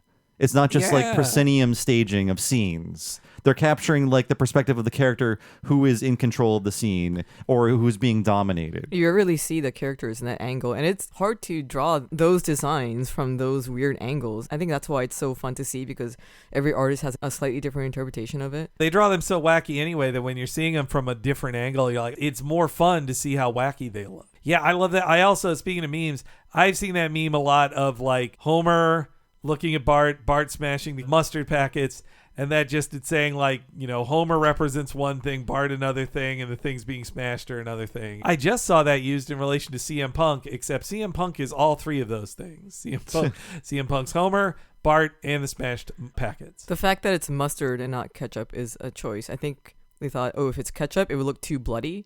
Oh, yeah. I mean, it feels grosser to me. I mean, it's both a giant mess. You wouldn't want it, but mustard feels grosser to me. And if it's mayonnaise packets, it would look like something else. Oh, yes. Yeah. Frosting? Yes. Thank you. Also, sequel jokes. Bart loves the song Jingle Bells. He's a real bad boy when it comes to the song Jingle Bells. Why was he singing it to Jingle Bells? I found that it's one of the first songs you learn, and as you're doing something like that is very repetitive, it kind of enters your brain. Yeah, I remember that. it coming into my brain when I would be cutting lawns and things like that. Or maybe you should also get your brain scanned. No, it's not called the Jingle Bells. We should stop teaching children Jingle Bells. It's a dangerous song. This is when, though, Homer is finally going to punish him. Jingle bells, jingle bells. Bart! Why are you doing that? Oh. Well, this time you must be punished. Well, you could punish me, but... No tricks, boy. I said I'm going to punish you, and come hell or high water, Wait a minute. Ice cream truck!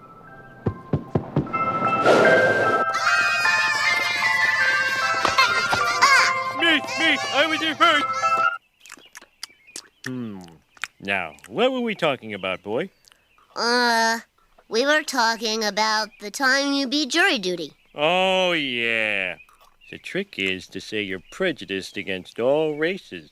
So, Bob, you just went through jury duty, but fortunately you didn't have to take the stand. Yes. Out of all the things I went through during the move, getting the jury duty summons was something that made everything a lot more stressful, but they understood I was moving and it was fine. But I was thinking of Homer's plot. I could just say I think all cops are evil and the justice system is a joke, man. Yeah, that's all you have to say. You don't have to portray yourself as a racist. You can say all cops are pigs. Like, just say, I hate pigs. Homer's all races, though, is very great because it's like an impossible belief system. It's true. He hates all people. Yeah. Apparently this came up in the news recently, even last year. There was a Boston news story about how a member of the jury pool said he was biased and that he doesn't, quote, care for black people. And so he got taken off from the jury pool, yet it was still an all-white jury that then was not favorable to him and to the defendant. And that they talked to a legal expert, and they're like, yeah, I mean, legally, you can just say that, and you will very likely be taken off of the jury because they don't want a biased jury members. It still can work. If you don't care about people thinking you're racist or being known to be racist, then you can get out of jury. That's one way to do it. And speaking of racism, we have Native American ice cream, formerly Big Chief Crazy Cone. We're getting these fun little jabs at early 90s political correctness because last episode, season 4, they prefer to be called the living impaired. Oh, yes, yeah. This is specifically the Chief Wahoo design once again. Oh, they yes. really love the Chief Wahoo design. Again, I as a kid, I didn't know that was supposed to be a person. Mm-hmm. I was like, it's the baseball demon. Homer is having a bomb pop, the blue, white, and red classic bomb pop, which is my go-to whenever I have to draw a popsicle because it most clearly reads as a popsicle. For you guys did the Penny Arcade Expo Mortal Kombat panel. That's right. You got me to do the artwork for that. And I wanted to draw an ice cream cone in Henry's hand. And you, Henry, requested a popsicle instead because you like popsicles more than ice cream. And I think I said no because popsicles can read as too phallic. Yeah, I get it. And then I said, but it could be a bomb pop. I could do that. I think I called it a red, white, and blue one because I didn't know the branding of bomb pop. Oh, they're either like bomb pops or rocket pops. I also saw one company calls them firecrackers. Yeah, I've heard that too. Yeah, but when you said bomb pop, I think that's the main accepted name for it. Probably depends on where you're from. When it's the ice cream man, I do tend more in the chocolate direction than the fruit direction. So I don't think I ever ordered a bomb pop. It's been a while, but I love getting the character popsicles made out of like sorbet or whatever with Those the are bubblegum fun, eyes. yeah. Mm-hmm. Yeah. Like the classic Sonic one. Yeah. SpongeBob, Sonic, Ninja Turtle. Spidey. Yeah. Was there ever a Bart one? Oh. There had to be. Yeah. Right? I feel like that's so easy to do, but I can't picture it in my head. It actually, the biggest negative would be undiverse flavors. It would just all be lemon, right? I think a Homer one would be delicious because his mouth area would be chocolate. Ooh, yeah. And a Marge popsicle would work really well too. Marge ice cream. I was just at Universal, but didn't spend too much time in Springfield. But I was reminded that they have Marge cotton candy, which is just like it's a bag of cotton candy blue, but cute. in a Marge hair design on the outside. I'm looking, and the Popsicle brand Popsicle has produced Bart Simpson popsicles. Oh, what does it look like? Does it look hideous? No, it looks good. It has candy eyes. I'm trying to pull up an image for everyone to look at here in the room. Here, let me turn this laptop around. That's the Bart Popsicle. That's a good popsicle. That's not bad. I'm sure it does not look like that in real life, and No, it does look boring. That's the render of the popsicle. I want to eat his black eyes, like a doll's eyes. Oh, sour cherry lemonade ice with candy eyes. Okay. Ooh, okay. That's more exciting than just pure lemonade. I like sour cherry. How can you buy these on Amazon? They're frozen. I don't understand this. We could try. Yeah. Well, I guess I once bought cheese on Amazon and it was perfectly fine. I got some frozen steaks from you that were shipped pretty well. That was Omaha. Amazon did not step in.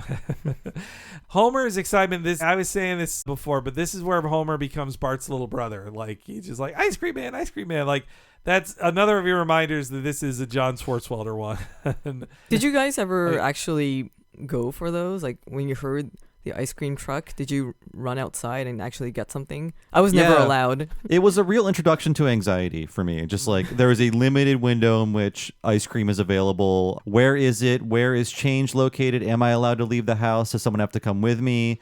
I say he should come door to door, the ice cream man. He should not be a moving target. And kids and traffic don't play well together, so. I don't know. I think now that would get shot, possibly. It's like, that guy's a groomer. Yeah, exactly. The grooming man's coming through the neighborhood. Honestly, I'm surprised we're not hearing about ice cream trucks being shot all the time. You know, I didn't do it much with the trucks. I do recall several times on vacations, not from the truck, but like I really remember us going to Washington, D.C. together. And a couple times it was a very hot summer in Washington, D.C.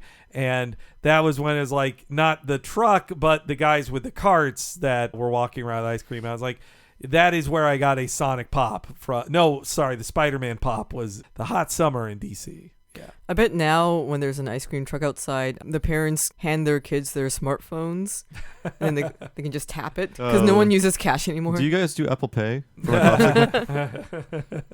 Meanwhile, Lisa very healthily comes into the room saying, "We got beats." Memorable. That line reading. I love that line. It's so random. It really I hate saying it that way, but it is. It really captures being excited about buying like a new thing at the grocery store with your parents. Like, ooh, let's get this, and you're like really excited when you get home. I've never actually bought Beats. I haven't either. No. All the Doug propaganda didn't work on me from Disney's Doug. All the Beats talk never made me want to try. I mean, they never made it look that great. I bought canned Beets. I've had beets in like salad and it's fine. Yeah, I made like a beet salad. Sure. But the juice just gets everywhere. Yeah. And it stains everything. Oh, so yeah. I don't like handling that. Also, I love the expression on Homer, just like his face as the carpet's being ripped up. It's another very funny drawing. Yeah, Rich Moore remarks about how much he loves how his face just returns to that in between dialogue on purpose. It's great. This is when Bart, instead of being punished, just leaves. See in the funny pages, and this is where Homer says, "Can he be both like the late Earl Warren?" So Earl Warren wasn't a stripper. Homer saying that's naive. Is this because he oversaw a lot of stripping of decisions and big progressive, like he stripped away segregated schools and stripped away, miscegenation laws and all that stuff. That seems too smart. This was not trenchant political commentary. Homer thought he was taking off that robe on a stage. He oversaw, in case you don't know, Brown versus Board of Education, Miranda versus Arizona, and Loving versus Virginia. 3 of the biggies. This is back when, for that window of time where the Supreme Court was known for making progressive decisions and changing and getting rid of laws that Americans weren't all in favor of, that you couldn't pass as a vote, but they were able to change it. Meanwhile, now it's the opposite of that right now. It's instead things that the majority of Americans prefer. That goes away, and you don't get it back until 7 people die, I'd say. I, of course, mean when time makes them die, and nobody would kill them. That's not what I'm saying. When time makes them die. Yeah, that's like all. That. He was killed by time. I also love Homer's like, I can't let that happen. I won't let that happen. I can't let that happen. Great staging on that, too. Like, every step and the way the camera moves in. Like, Yeah, he's walking towards the camera. It's good. So then it's time for Eye on Springfield. The first bit they have there, I think, is because it was straight from the news. The man who's hiccuped for 23 years. In real life, did you look this up? Oh, no, I was saying it's 45 on the show. Is the real guy 23? No, it's actually 68 years. Oh, my God. Jeez. So a man... What a cursed existence. So this man named American Charles Osborne, he started hiccuping in the early 20s. Apparently he suffered minor brain damage on a farm, and it just made it so he could not stop hiccuping. He hiccuped his entire life. Late in life, in 1990, he finally stopped hiccuping. So it was in the news. Man who hiccuped for 68 years finally stops hiccuping. He died a year later. Oh, he got to enjoy so little of a hiccup-free life. He probably just got used to it at a certain He said point. he got used to it. And you know what? I bet he's gotten so much unsolicited advice from people going, "Oh, have you tried this? Have you tried that?" It must have been so annoying to be him. Aside from the hiccuping thing. I have a recent chronic hiccuping story. Do you remember sports legend Bo Jackson? Bo knows baseball. Bo knows football. Bo knows, I think, basketball. Oh, yeah. Also, Bo knows chronic hiccuping because he had a case of it from July of 2022 until he received the medical procedure in May of 2023 to correct it. The issue I'm having now is I can't find out if the procedure worked, but I also am not reading any obituaries. So either it didn't work and no one reported on it, or it did and it wasn't that eventful. But Bo Jackson had hiccups for almost a year. Wow. Maybe this record will never be broken because there's just advances enough in science that medically they can just snip something in your vocal cords or do whatever Bo did to make it stop. This poor guy didn't live long enough for it. It's just like how Andre the Giant was born before they knew how to slow down the pineal gland issue he was having that was causing his gigantism. Gigantism happens, but it's identified early enough by doctors now that they basically snip your pineal gland so you stop growing once you're big enough. Like, it was discovered all too late for him. At what point would you like to get it snipped? If you had that? 8 feet. 8 feet. I mean, once you have 1.5 rows of teeth, when you're going to get to your second row of teeth, then that's too many teeth. Do you have like a go-to cure for hiccups? The holding breath one often works for me. My theory is that none of them actually work. Well, I do like a big drink of water, and then it kind of stops after that. Yeah, for me, it's holding breath, but also pushing down like a lot of pressure on your diaphragm as you're holding your breath. That kind of does it instantly for me most of the time. I feel like it's mostly scams. I think it's mind over scams. Scams and flams. Yeah. If I think it works, that's all that I think it's mind over matter. Yeah. I think that's what it is. They then cut to the behind the scenes special that was all the rage then. This made me think of, we've talked about it before, but it really made me think of the Roger Rabbit one, probably because I rewatched the whole thing for us to do when we did Roger Rabbit. Yeah, and also this was around the time where Mickey Mouse just turned 50 and Bugs was 90, so they had seen a lot of these specials by this point. No, you're right. 89 was the 60th anniversary, or late 88 was the 60th anniversary of Mickey, because Roger Rabbit was in that one too. I watched it for the podcast. Okay, yeah. I remember I had a lap desk as a kid, and it was a Mickey 60th anniversary lap desk. So they were celebrating 60 as well. I love drinking out of my 50th anniversary of Bugs glass. I had one of those little glasses with the 50th anniversary thing on it. And it was just so magical seeing, as we can know now, the very stage thing of and here's how animators work. And they've got the 3 pages in front of them. And I'm like, that's them making the movie, not this is them posing with an animator at his desk and him saying yeah, so I'd probably do it like this. And this is the very truthful 90s version in which it's this is all done overseas. Yeah. All right, let's talk about it. Well, actually, here's the story of animation real quick. Tonight on Eye on Springfield, we meet a man who's been hiccuping for 45 years. Kill me. Kill me. But first, we'll examine the growing Itchy and Scratchy mania with their new movie premiering today. I got my ticket. I'm here live in Korea to give you a first-hand look at how American cartoons are made. But first, let's take a look back at the year 1928, a year when you might have seen Al Capone dancing the Charleston on top of a flagpole.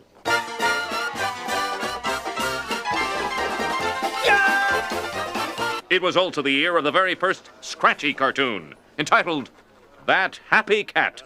So this was not a beloved joke in Rough Draft Korea, this joke about it. So I totally can see how the American writers, when they start working in animation and they learn that, this all gets animated in Korea, I am assuming they all imagine it's like sweatshop labor, or at gunpoint, it must be horrible conditions. And ultimately their sympathy is with the workers. Yeah, but it is pretty mean to make those people draw that scene. Yeah. And on the commentary, they said, we almost didn't send it overseas. They were very insulted by this. And especially for a new studio like Rough Draft, that was apparently very nice. I also, because I think, especially back then, Greg and Nikki Vanzo founded it and prided themselves on, we want to take Korean production to a new level. We want it to be quality institution. We want it to be run with great animators. And so here they are trying to start their new business, and they're being told hey, this is where you hold people at gunpoint and don't let them leave. And there's a rat running loose. Yes. I did notice the rat this time. I don't know if I ever did before. No, that's true. Yeah. Look, I get it. One thing that is a real litmus test for me is when I hear on commentaries how people complain or understand the overseas animation teams. I really liked on this, for instance, on the recent Sonic Blu-ray release of the Adventures of Sonic show, the Milton Knight, who was on it, he was very much that didn't look very good, but the people making this at the South Korean studio had to pump out footage so fast, there's no way it could be good, and I don't blame it. Meanwhile, some people do say, oh, this sucks because Koreans don't know what an apartment looks like or Yeah. whatever. Like, oh, they can't write a newspaper. On commentaries for The Simpsons, writers have said ignorant things about Korean animation studios, and they've been corrected by directors. Basically, like, well, here's what actually happens, and here's why things come back wrong sometimes. Yeah, so the animators are at least usually on the side of the overseas animation, but I mean, I totally understand. They'd be like, oh, so like, hey, why don't you animate this shit then? If you, but yeah, you're right. I do think the comedy, the writers aren't saying we love that we imagine animators are abused. It's more, I think, them trying to sort through their feelings that they think that they're exploiting terribly animators to make their cartoon show. But a happier subject, of course, is flagpole sitting. Now, I'm sure when I was a kid, I thought, like, well, this must have actually happened with Al Capone. But really, the joke is they're combining three of the most iconic things from the 20s. And I actually looked up flagpole sitting this time for this podcast. It's not just a Harvey Danger song. It's actually a real fad. So the fad was begun by stunt actor and former sailor Alvin Shipwreck Kelly, who sat on a flagpole either on a dare or by a friend as a publicity stunt. Shipwreck's initial 1924 sit lasted 13 hours and 13 minutes. It soon became a fad with other contestants setting records of 12, 17, and 21 days. In 1929, Shipwreck decided to reclaim the title. He sat on a flagpole for 49 days in Atlantic City, New Jersey, setting a new record. The following year, in 1930, his record was broken by Bill Penfield in Strawberry Point, Iowa, who sat on a flagpole for 51 days and 20 hours until a thunderstorm forced him down. They really needed the internet in video games. I could probably do that if I had a smartphone. Yeah. But okay, I wonder, did those articles say, what do they do with waste? Like, I'm sure it's like those tree sitters. Okay, buckets then, up and down. But how do they sleep? I mean, there's so many questions. Yeah, if you're sitting in a tree house, fine, you can poop in a bucket and send it down. But you can lay down on a branch. Yeah, I mean, how do you stay seated on a flagpole and defecate? I'm curious about these things. I like the song more than the actual flagpole sitting. By the way, Harvey Danger is a Seattle band. Oh, are they? Oh, wow. If they're still together or on tour, I want to see them. They're not. Oh, that song is a throat ripper is what it is. And I always want to do it in karaoke, and I always regret it for my voice. They raised awareness of people cutting off your legs without your consent. I really love that joke that it's about how everybody just combines like, oh, these things all happened at the same time in the past. And also that like 1927 and 1928, the same year, everything happened the same. Like how when you look back on history, everything just smashes together. Like the Beatles, where it came to America the day JFK was assassinated, all those kinds of things. But that happy cat, again, I'm 10. I've internalized so much things about animation. I'm not super aware, but when this showed up, I thought, oh, I hate these kind of cartoons. They're so boring. And now I can appreciate them more because it's people learning the craft and having fun with what was considered basically a magic trick you would watch before a movie. But I remember, like, this reminds me of Bosco, and I hate Bosco. When you experience the animation out of historical context or an order, I mean, I thought this, like, I love the violence of Tex Avery and most Warner cartoons. Why are there these other ones that are called Merry Melodies and nobody, like, gets blown up or smacked in the face? And it's because cartoon violence hadn't advanced to that far yet. And I'm watching like how it increased over 20 years. I didn't understand that. And yeah, I mean, a cat whistling walking down the street, that was amazing to look at. You're like, whoa, look at that. It's almost like the old Felix cartoons. I mean, there was slapstick, but it's just like you're watching a cat move. Yeah, I can't remember why we did this, but Bob, you and I rewatched Skeleton Dance on Disney Plus recently, and we were like, this is great. Nothing happens in it. It's just skeletons dancing. And they repeat animation a lot. Like, what if this happened again, but from that angle? Yeah, and they're just having fun.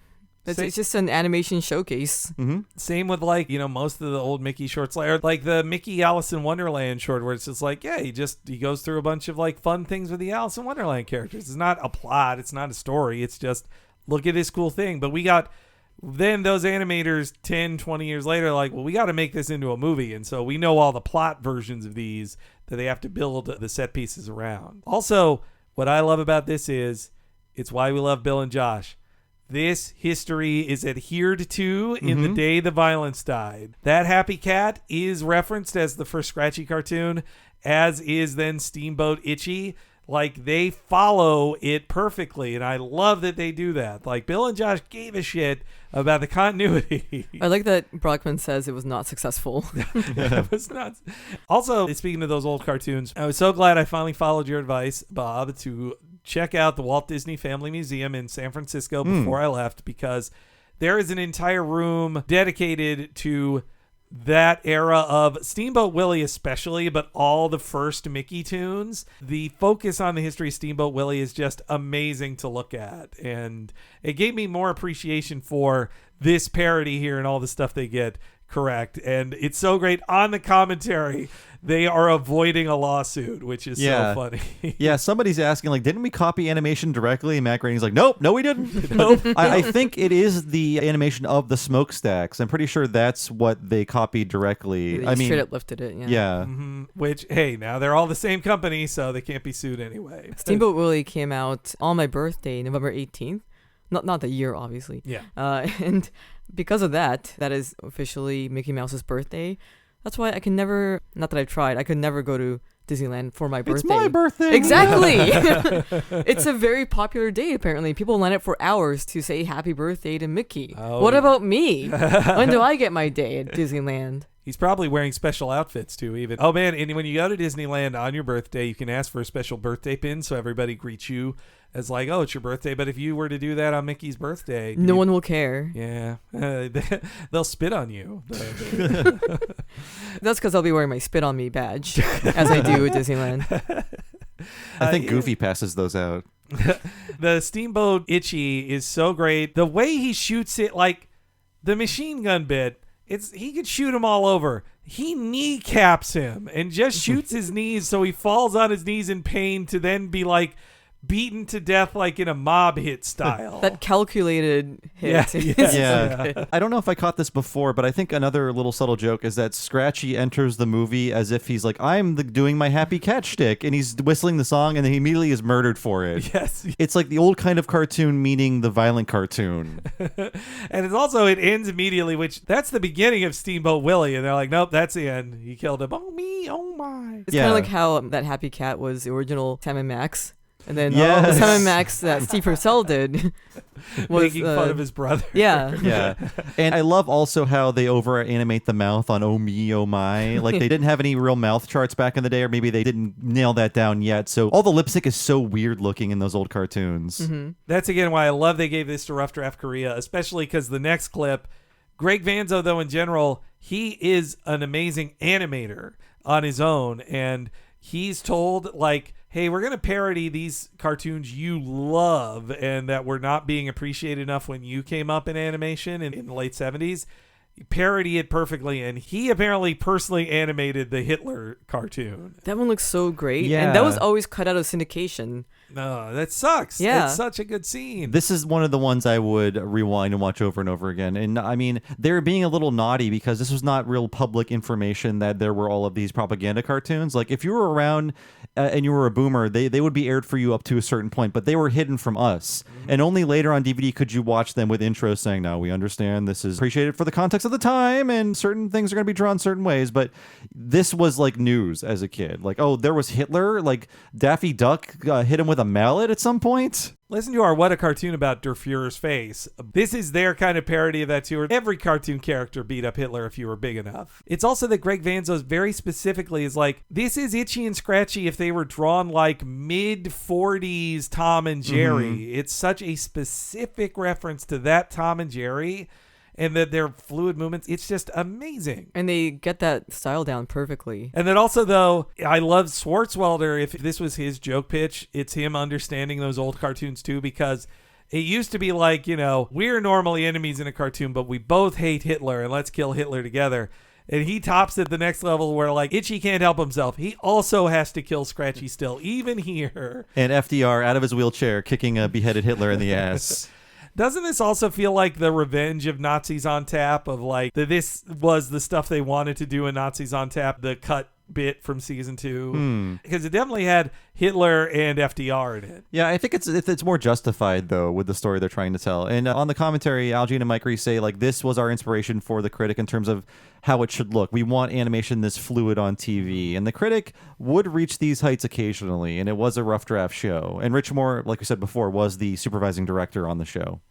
But then as the critic budget went down, they learned, like, it's expensive to have amazing fluid. Oh, if you want to parody, 1940s top-of-the-line shorts animation, it actually costs a lot of money to do that. Same with, like, in the first episode, they're like, let's parody Beauty and the Beast. That can't be that expensive, right? God, I love whenever a cartoon does their take on historic cartoon styles, though.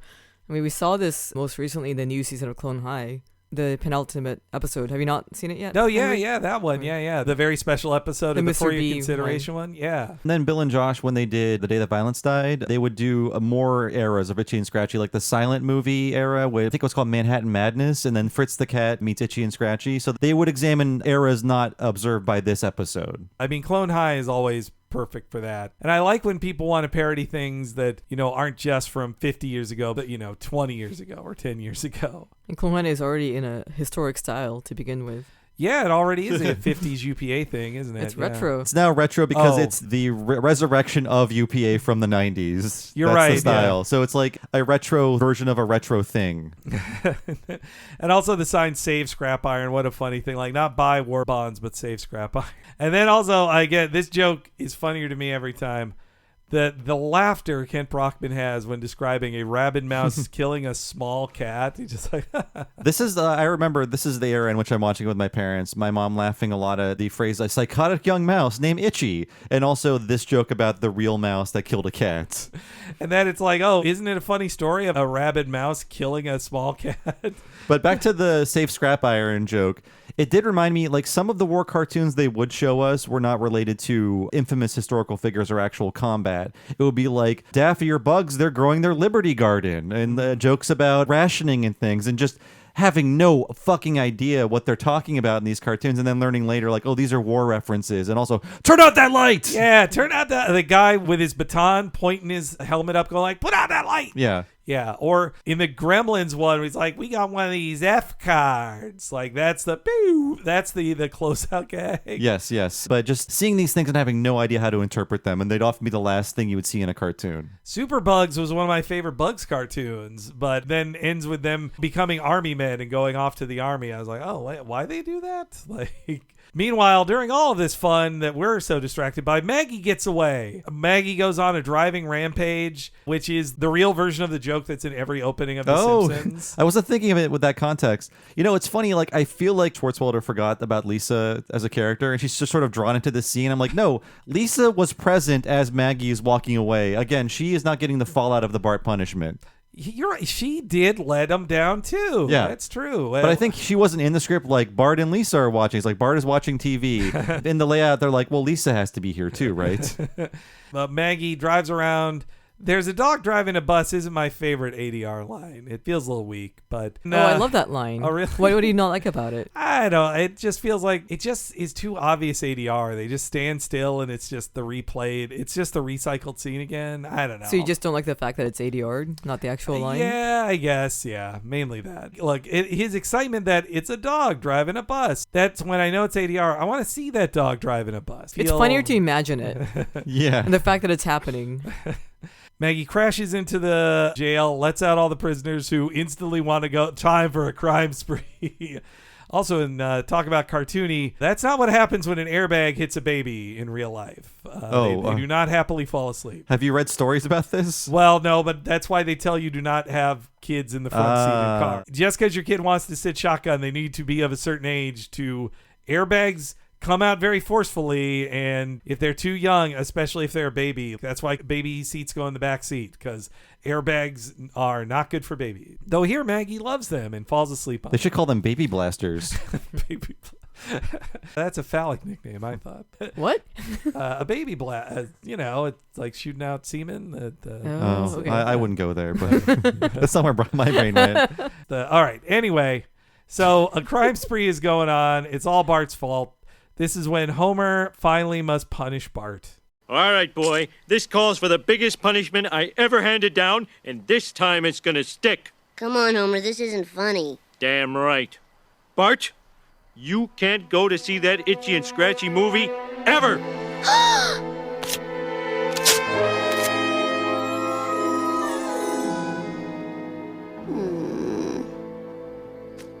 Oh no, Beta.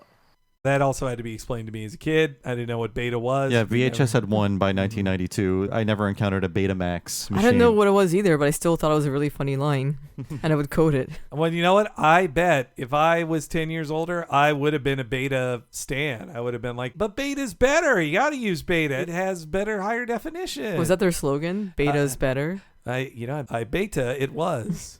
That was its main thing, and that it was like, well, no, it works better than VHS, or at least it holds more information, but it didn't matter. It lost the war. Do you think you would have liked Betamax because the name Max is in there? Sure, I think too. I would have liked it for I that see. reason too. Yeah. Yes. So then it comes back almost like immediately. It takes back over. I don't like Bart pointing his butt at Homer and asking for punishment. I think it's hilarious. He's just like, I'm so used to being, physically disciplined that like it's nothing to me. Like, go nuts. Don't point that thing at me. I do like that Marge is standing firm next to Homer on all the shots. This is when Lisa saying it's the defining event of a generation. Obviously, though, for our generation, she was wrong. It was not the Itchy and Scratchy movie. It'd be 9 years later in 2001, of course. The release of glitter. So I bring up 9/11 here as well because... Okay, bingo card holders. Yes. Who has won? But it is because on the Simpsons meme Reddits I've been following, it's popped up a couple times now where this scene is redone where it's Abe watching 9/11 on television and then Homer is in a beanbag chair listening to Rollin' by Limp Bizkit. So it's just to show how time has progressed. I guess moon landing was 69, so that was 23 years prior. Okay. So, yeah, basically the same amount of time now. Yeah. By the way, I found out Betamax's slogan, which is watch whatever, whenever. Yeah, it's very passive. Yeah, it does not pull you in. Man, I don't know what VHS's was so good. And Homer is singing along to Yummy, Yummy, Yummy, the Ohio Express song from 1968. I know nothing about this band. Another hit from the 60s is Chewy Chewy. Boy, man, they were in the real repetition of words that end in E thing. So they're Ohio Express. They should have been the biggest band in your home state, Bob. No.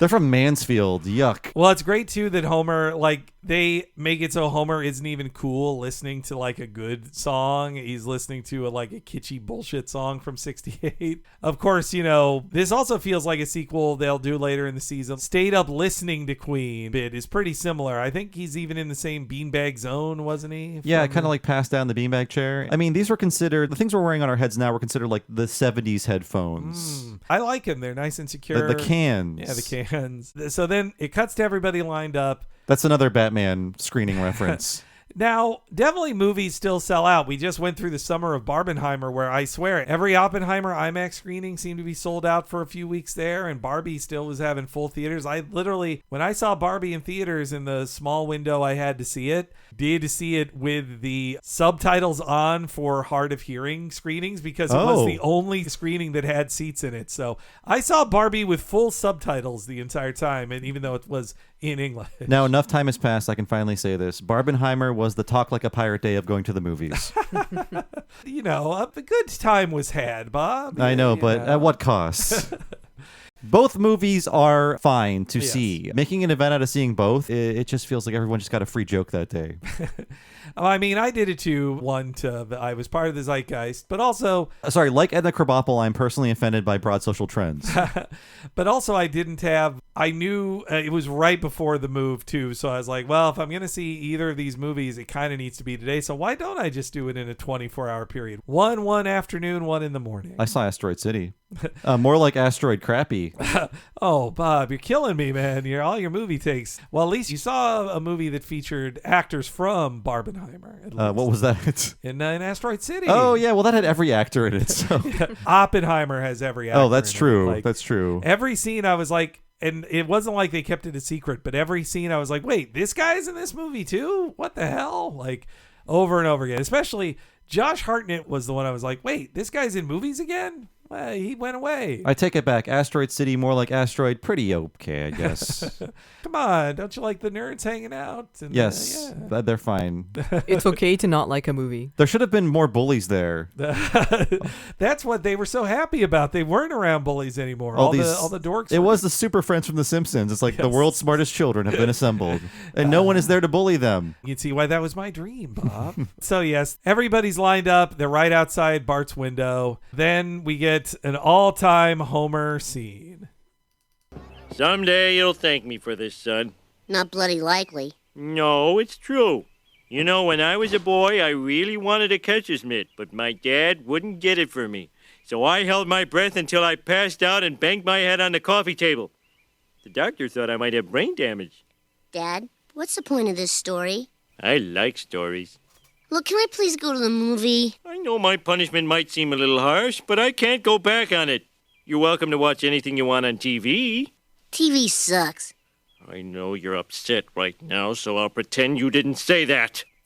Wasn't this that little sketch on Simpsons Sing the Blues? No, Songs in the Key of Springfield. Yes, I was just about to say, when I rewatched this episode, I thought to myself, what do I know this scene so well? And listening to it just now, just in audio format, I thought, oh, it's because it was on the CD. Mm-hmm. It cuts off at TV Sucks. I forget this bit. What does it set up? Like, what comes after it? They just threw on like a bunch of random little scenes to stuff that CD. It's a great CD. I think they then play the 18 Scratchy theme, maybe? Maybe, Okay. yeah. I could be wrong. I love I Like Stories. It's a real high point for me. They seem slightly ashamed on the commentary there. They're like, boy, we made Homer really dumb here. No, that's a great line. Probably with intent. There is a sequel to this joke in Marge Be Not Proud where Bart wants Bone Storm and Homer's like, you know, when I was a kid, I wanted an electric football set. My parents got it for me and it was the greatest day of my life. Well, good night.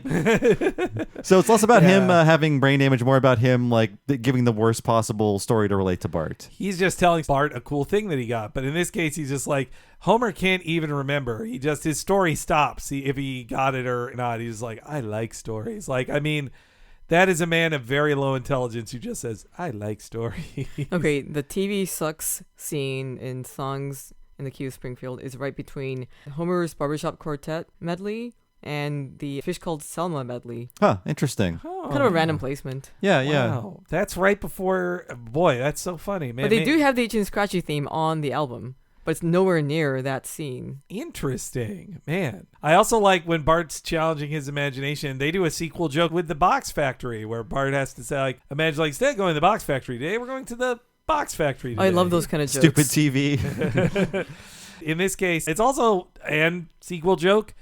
Homer was very excited to learn how to build your own ladder, while meanwhile Bart is very sad to watch how to build your own mailbox. I think this is making fun of when Bart's like, nothing can compare to the power of a child's imagination. I think it was commenting on just all the imagination propaganda we suffered through in the 80s. It's like, anything's fun if you use your imagination. I think it was just trying to tell kids, like, just shut up and leave your parents alone. Just pretend you're a spaceman or something. And we still see that to this day. Yeah. Like, we'll see ads like, oh, wouldn't your child rather go hiking and look at a leaf than play video games? It's like, no, I think they'd rather play video games. Absolutely.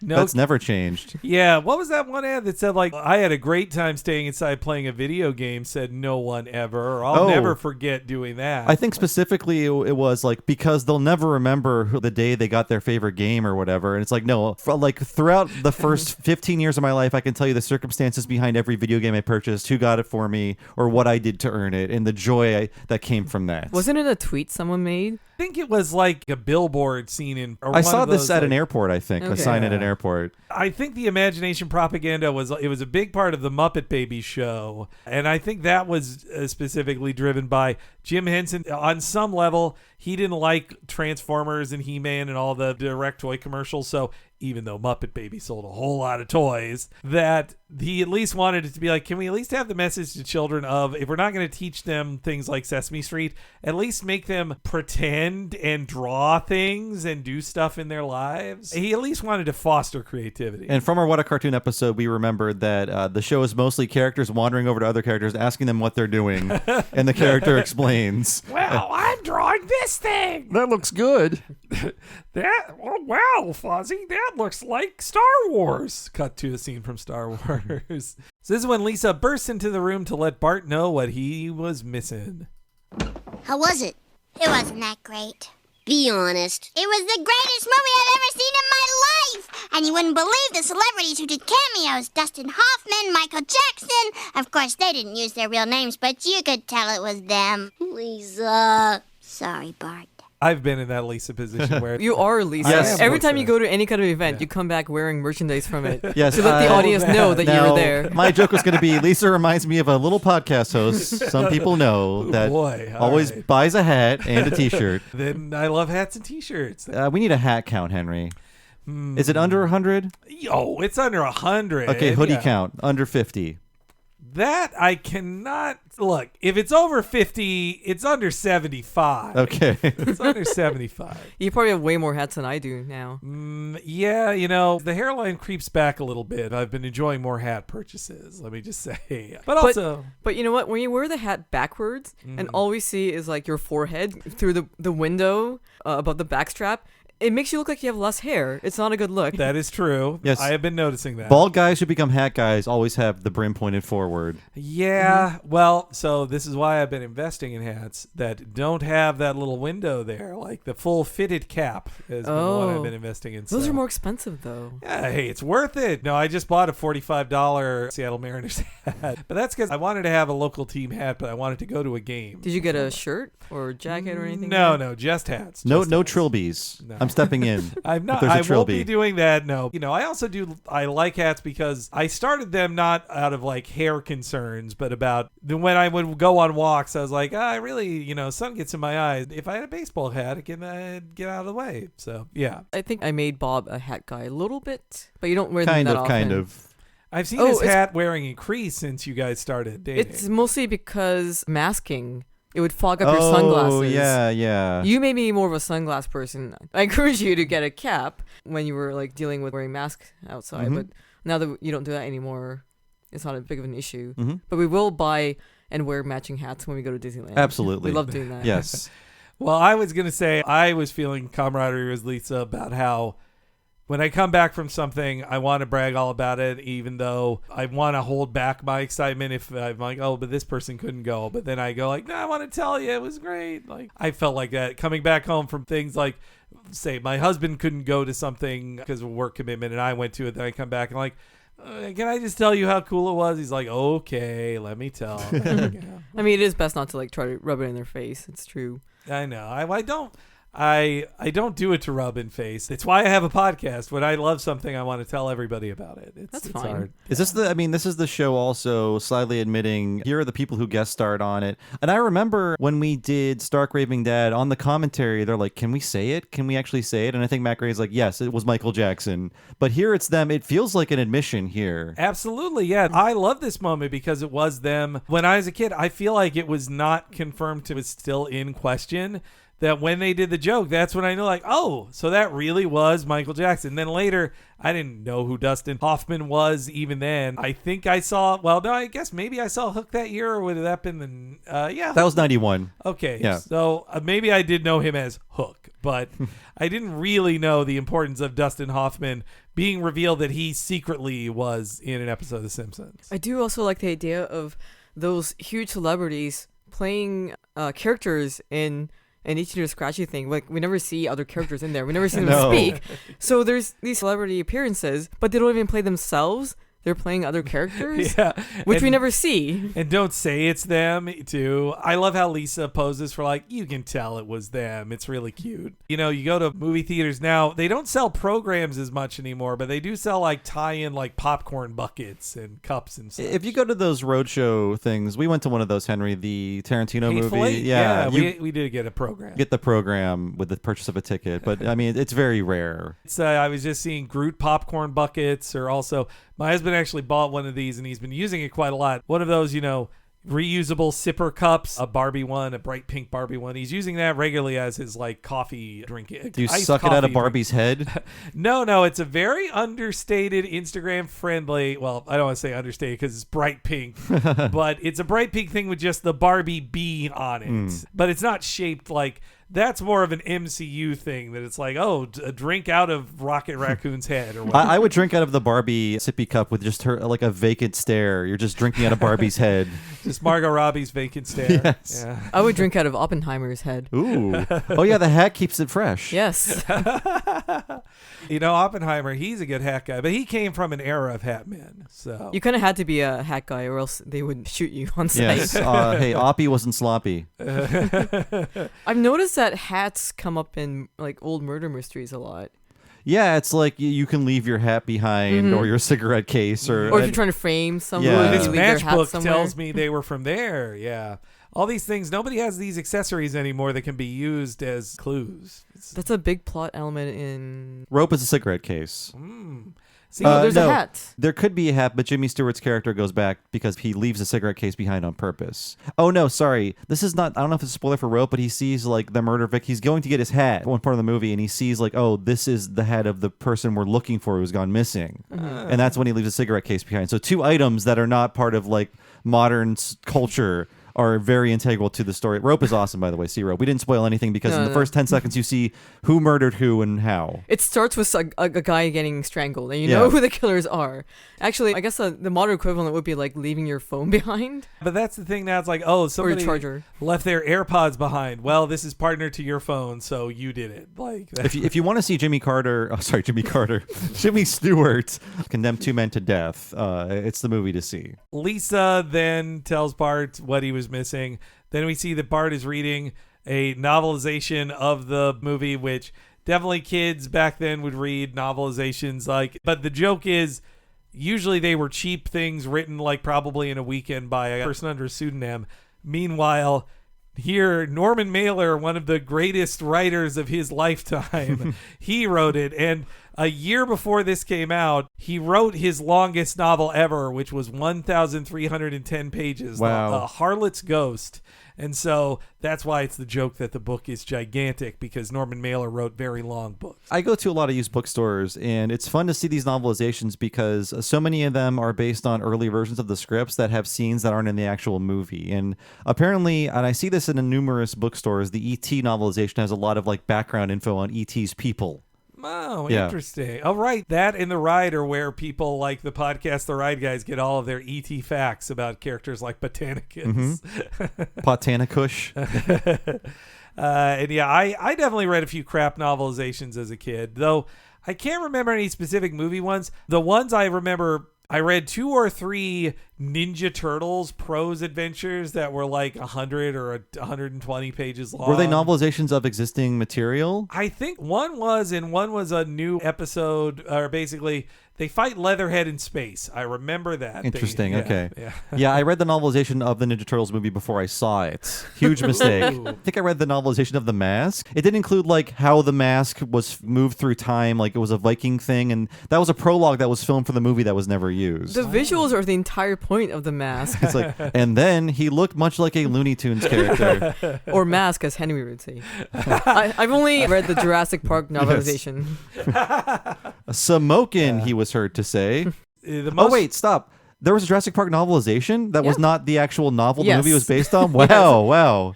Yeah, so yeah, I read both. I read both the book it was based on and then the novelization of the movie that was based on the book. Oh, I thought you were just joking of saying you read the book that it was adapted, but oh wow. Sorry, Henry, I really interrupted you by screaming, stop! No, I was trying to think of recent times where novelizations came into being talked about, and nowadays they've been talked about when things need to be clarified in a Star Wars movie. Especially, I'm thinking of the Rise of Skywalker novelization was how people were like, oh, this is how Palpatine came back, or this is why this character died, or this is what this kiss meant, or whatever. It was all in the novelization. And the novelization came out months afterwards. It wasn't time for the release. So it would just be tweets of like, here's the page from the novelization that explains why this stupid thing happened in The Rise of Skywalker. I wanted to clarify. I just looked it up. I read the junior novelization with color photos from the movie, so it was for babies. Did it come with stickers? I wish. But in this baby book, they're describing velociraptors tearing apart. They probably skipped a few scenes, if I had to guess. And I wonder if they even had the lines "Hold on to your butts" in this kid's book. I wonder. There's also the deluxe junior novelization. Oh, wow. I wonder what those are going for on eBay right now. It's like $5. Yeah, books have no value. Also, it's like the 30th It is anniversary. 30th. We're going to see it in Jurassic Park. theaters. Yeah, actually, it's going to be playing in theaters. It's in 3D, though. Oh, I didn't know that. It's shown in theaters around here, too, for the 30th anniversary. Yeah, I wish they were doing non-3D versions, but yeah. That's why you gotta watch a 3D version. I just paid $30 ticket to see the Stop Making Sense in IMAX one-day screening. I didn't know you were a Talking Heads head. I love Talking Heads, but I especially love that movie. I put that movie on when I worked at the video store once a week. I watched that movie a million times, but I've never seen it in theaters. I don't know anything about it. Is it just the concert? It's a really good concert. His costume changes are amazing, and it's filmed very well. Jonathan Demme, whoever directed it, filmed it amazingly. It changed how concert films were done. I've heard people say there's way better concert films. Last Waltz is better, blah, blah, blah, blah, blah. But it doesn't have any like behind the scenes stuff. It's just the concert, but it's just filmed incredibly. And I mean, his big suit dance is unforgettable. There's so many great little bits in it. And if you see Stop Making Sense, also watch the Documentary Now parody of Stop Making Sense episode, because that finds all the funny things about that movie and parodies it perfectly. Documentary Now, I don't know if you guys have seen any episodes of it. It's a great comedy series. I don't know what it is. It is a comedy series by Bill Hader, Seth Meyers, John Mulaney, and Fred Armisen? Fred Armisen, and several others of that generation of SNL. Produced by Broadway Video, so it's an SNL Lorne Michaels production. Basically, they take one documentary film, famous ones that everybody's seen, like Thin Blue Line or Grey Gardens or Stop Making Sense. Then they parody it so specifically in such minute detail that it is only made for the most obsessive of crazy people to love, and of like, oh, they're making fun of this one moment I remember from it. And it is so good. But I feel like if you haven't seen the documentaries, maybe it's not funny. I don't know. At least in the United States, it's all on Netflix. It's a very good show. I'll bring it back. David Byrne, future guest star. We'll talk about him on Dude, Where's My Ranch this year. Oh, very soon. Or next year. But it's this season. That's right. Season 14, not season 4. This is also when Bart gets bullied by Milhouse in a rare moment. I think it is supposed to be Milhouse, but I mean, the line sounds like Jimbo. Pamela Hayden does both, but like, no one who saw the movie would say that. Let's get him. But I think it's supposed to be Milhouse. Yeah, I think it just shows how out of touch Bart is now from the rest of his friends. He can't even talk to Milhouse about this. Well, Bob, you felt that way many times when people have talked about Marvel movies and you don't feel interested. I choose to just be really mad at them and not voice it. I think this reminded me of the school year after Jurassic Park came out in the summer, and everybody had seen the movie except for me. But I had to be like, Bart, like, that sounds pretty great. Let's talk about something else. And they would just go on and on about how cool the T-Rex chase was and everything. And I had to wait until that movie came out on video over a year later. So it was a very long wait to actually see Jurassic Park. That's one movie of your childhood you felt you missed out on. Oh, absolutely. Yeah. And I mean, I didn't go to the movies for a while as a kid, so I did miss out on a lot of the big ones. But Jurassic Park, I wish I would have seen it as a kid. I felt bad that at least once we went out to a nice pizza dinner on Bob's birthday, but a new Marvel movie had come out, and so we were all talking about the Marvel movie at Bob's You guys birthday. were like, these movies are going to be great forever. Yes. We'll never get tired of them, no matter what they do. That's the best part. Like, Henry, have you had that experience where you wanted to see something, but you didn't get a chance to in theaters? I feel like you've got to see everything you wanted to see. Oh, as a kid? Yeah, I mean... Yeah, pretty much. Well, this is also talked about in the special ed episode, listeners, but I went to see movies a lot with my mom, and so, yeah, it was very rare I didn't see a movie in theaters if I wanted to see it. If it was properly advertised to me, and I was like, I want to see this, I can't think of a movie, because even when it was like the Super Mario Brothers movie, I didn't see that when it was brand new, but a month in at the cheap theater, we went and saw it. I can't think of feeling left out of a movie. I did feel left out when friends had bootlegs of Dragon Ball episodes that I couldn't watch, and they're like, oh, think of it. And I was like, but I haven't seen that. I don't like feeling left out of conversations to see. I will watch something just to be part of the conversation. So Bart is living my nightmare in this episode. I'm going to bring up crime and mystery novels constantly, Henry. You have like 200 to read. Yeah, I'll be on the other side of it. I will. So some of them have movies. There was one movie I was hyped about seeing, and I expressed to my friends that I really wanted to see it. and they went to see it without me, so I never got to see it in theaters, and I still haven't. It's Cloverfield. Oh man, Bob, have you seen that? No. We should watch it together. Yeah. Shared experience, first time. You haven't had anything spoiled for you, have you? Not much, actually. I want to see all the Cloverfields. There's just 2, right? Yeah. I didn't. No, there's a third one even I didn't watch that was on Netflix. It was there's a third original. thing? Yeah. Okay. I heard it wasn't very good, but I would say 10 Cloverfield Lane is a good movie. I've heard that's very good, yes. Yeah. Nah, I think I like regular Cloverfield more, but they're both good. Though here, we were just talking about how much we hate J.J. Abrams earlier, and this is like, those are J.J. Abrams-ass movies. I like his stuff, I have to admit. I don't hate him. Even the Star Wars movies? I don't care that much about Star Wars. I don't think Rise of Skywalker is as bad as people say it is. I saw it, I'm like, oh, it's fine. And everyone is acting like it's the worst thing that's ever happened on Earth. And I'm just like, oh, like, it's not great, but whatever. I kind of was entertained by it enough. Well, okay. But I'm not that emotionally invested in Star Wars in general. I'm not either. I just thought it was one of the most unremarkable things I'd ever seen and inept. I wish it was bad because it'd be fun. It'd be more fun. But it's like, here's another boring scene. Look, I've seen like 40 JCVD films. Yes. That's true. You've seen almost all Universal Soldiers. No, I've seen all of them. Oh, you've seen all of them? Every single one, okay. yeah. 2 and 3 are awful. Awful. The direct-to-video ones. Which is the Goldberg one that the pro wrestler Goldberg is in? I don't know who that is. Well, he's bald with a goatee. That's all pro wrestlers. Well, okay. Well, it was the late 90s one. He filmed it in like 99. Whichever one came out in like 99 or 2000. Maybe 3? Okay. People are losing their minds right now. Well, I'm sorry. What I don't is know it? wrestlers. Could it be this one? Well, it's funny one? because I didn't watch that movie, but I knew Bill Goldberg stopped wrestling for a while to film the Universal Soldier movie to be in that one. Speaking of headier stuff. Oh, The Simpsons. Yes. Also, Tennessee By the way, Williams. it was... Oh, sorry. Go ahead, It Nina. was 3. The return, Okay. yes. Wearing those glasses. To talk about something more high-minded, Tennessee Williams heroines and their demented melancholia. Homer should know about that because he just watched Streetcar the Musical. He should know all about those Tennessee Williams heroines. Marge, it's funny that it's been 2 months. Even Marge is wanting to let it go. So that's really cute. Oh, and sorry, I said it earlier. Can't let that happen. Won't let that happen. Yeah. That's here. Oh, listeners, you've been mad at me this for like an hour and a half now. And they bring up Homer talking about Bart's possible futures, and one of them is like judge at a Mr. Tight Buns competition, which is a funny line. I guess it was originally going to be like a spokesman for the Egg Council, but no one could understand what he was saying. Like, what Egg Council? What is that? But then we see the Egg Council creeps later in Homer the Great. Eggs have gotten quite a bad rap, you know. Egg advertisement in America, I don't know how it was when you were a kid in Canada, Nina, but in America, eggs were getting a bad rap as like an unhealthy food or having bad cholesterol. And it was or all like something. propaganda. Yeah, and so the Egg Sellers of America had all these ads from the Egg Council of like, eggs are awesome. You should have eggs. Eat eggs. I don't remember seeing those. I could see big agro business in America, in the U.S., hitting hard on like, no, eggs are great. Eggs are great. And so that's what the Simpsons are Speaking mocking. of egg eating. Oh, what about it? The Smash Mouth. Oh no. It's topical. We are now a day away from the death of the singer of Smash Mouth. And I was mentioning to Nina, one of the more memorable things was when Twitter was fun.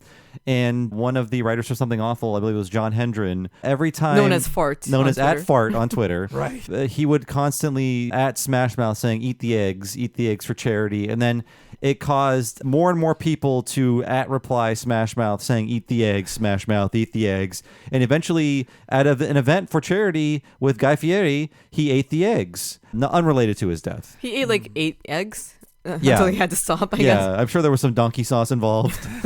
Best wishes to his family. It sounded like he had a lot of demons. I didn't realize he had so many substance abuse issues until his passing. Me neither. Yeah. We're living in the shadow of 2 singers that were funny to make fun of, and now they're gone. Jimmy Buffett and Smash Mouth Man. Wow, you're right, man. And now the ending of Rat Race is ruined for me.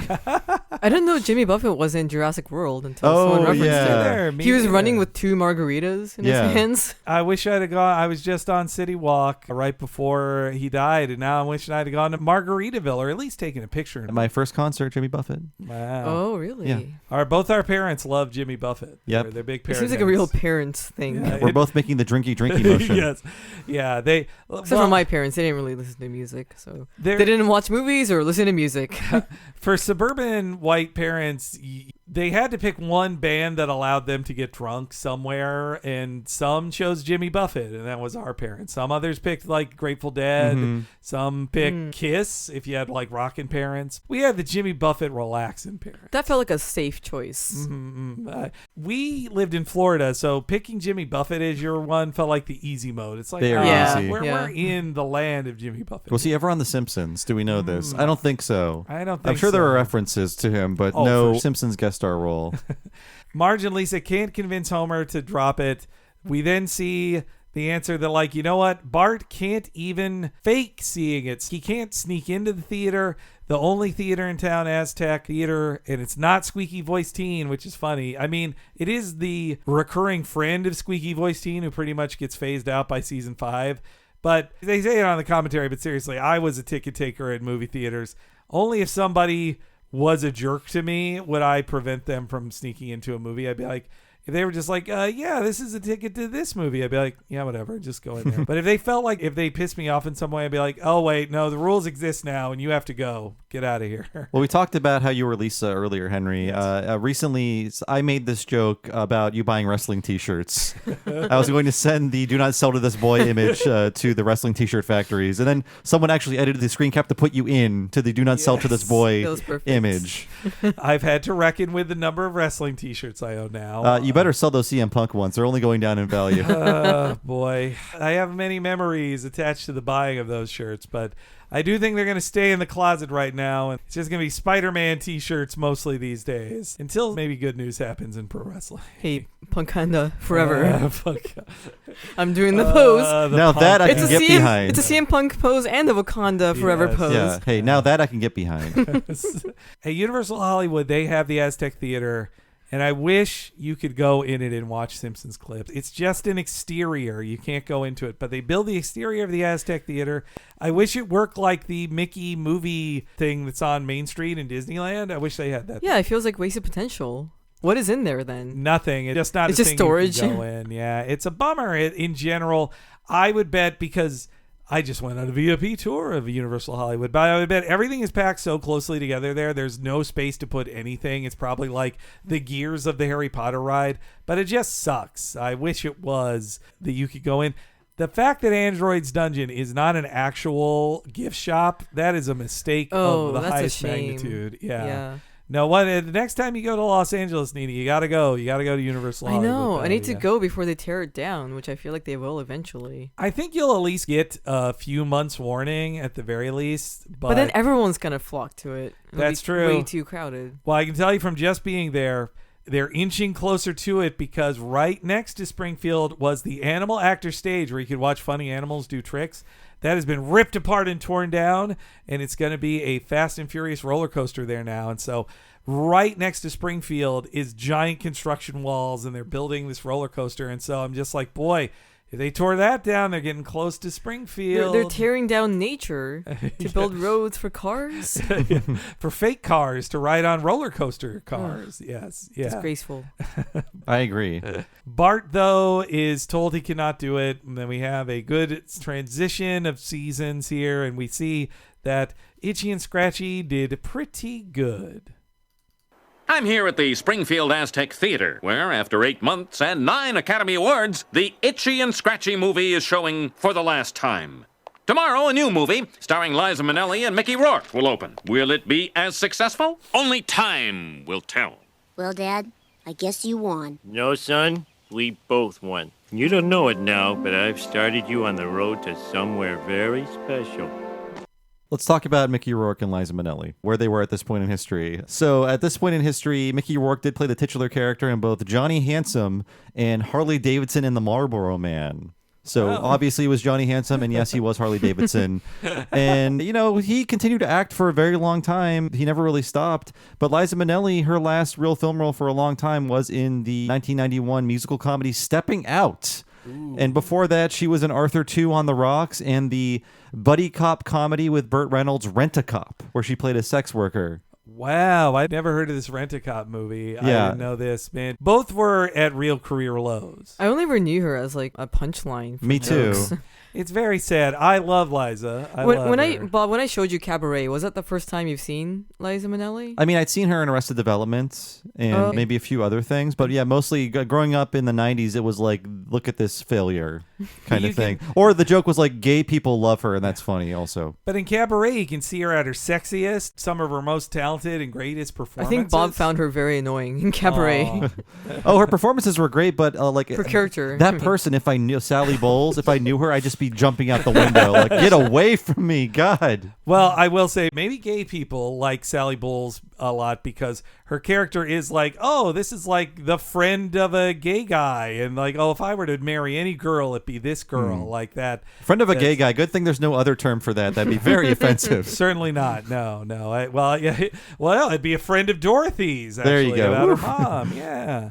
Liza Minnelli was on a real low that she never stopped being a joke. And Mickey Rourke, he had become a joke kind of, and then though he was in that like Angel Heart movie after this, I think too. But was that considered a good movie, Angel Heart? I think it was definitely our pal Will Menaker movie. Mindset is a big defender of that film. Okay, yeah, I just remember it being a We Hate Movies movie. It was not a successful film, that is for sure. If they're mocking, well, Angel Heart's not out yet when they made this episode, but I also feel like just like the Star Trek joke at the start, they're just not this mean anymore. No. They're not this mean. And also, he plays the titular character in Angel Heart. He plays John Angel. Oh, right. Yes. Yeah. He loves this. Harry Angel. Against his nemesis, Lou Cipher. Which, when you say these words, it sounds stupid, but apparently in the film it's better. I've only seen clips from it, including like the egg-eating scene, the famous Nero eating an egg scene. Is he okay? Yeah, after eating all those eggs. Oh, yeah. We've seen the effects it can have nearly 20 years later. Wait, there's another famous egg eating scene? He slowly peels and eats an egg in Angel Heart. It's got nothing on Cool Hand Luke. Yeah. Oh, sure. He's a regular Smash Mouth in that movie. Okay. So we've seen Cool Hand Luke. Yeah. We saw Rocky where he drinks all those raw eggs. Yeah. So now we got to see this one. Angel Heart's up there with eggs. Yep. But it's just one egg. I believe it's one egg. Yeah. Meticulously eating a single egg. Yes. Yeah. Is it like a threatening thing? Yeah. It's like the business he's doing as he's telling a story. The egg is symbolic for something. Okay. So it's like Homer eating an orange. Yes, exactly. It's just like a good marriage. This bit about winning 9 Oscars, obviously this is about Beauty and the Beast, which gets a more obvious wink later. But year before was when the early 92 Oscars for 1991 movies is when Beauty and the Beast got its Best Picture nomination, which was unprecedented at the time. And that's why there's the joke of that it's second billed to the Itchy and Scratchy movie in the future. Just the idea that it would be a classic in 1991 was very funny to them. Just like, imagine if this new movie was considered a classic. And now it really is. And I must remind you, we are now 40 years in the future in this episode, which is now 9 years away. And we're in 2032 in this flash forward. And it's shades of Futurama, really. It's shades of Lisa's Wedding. Matt Groening hated this initially.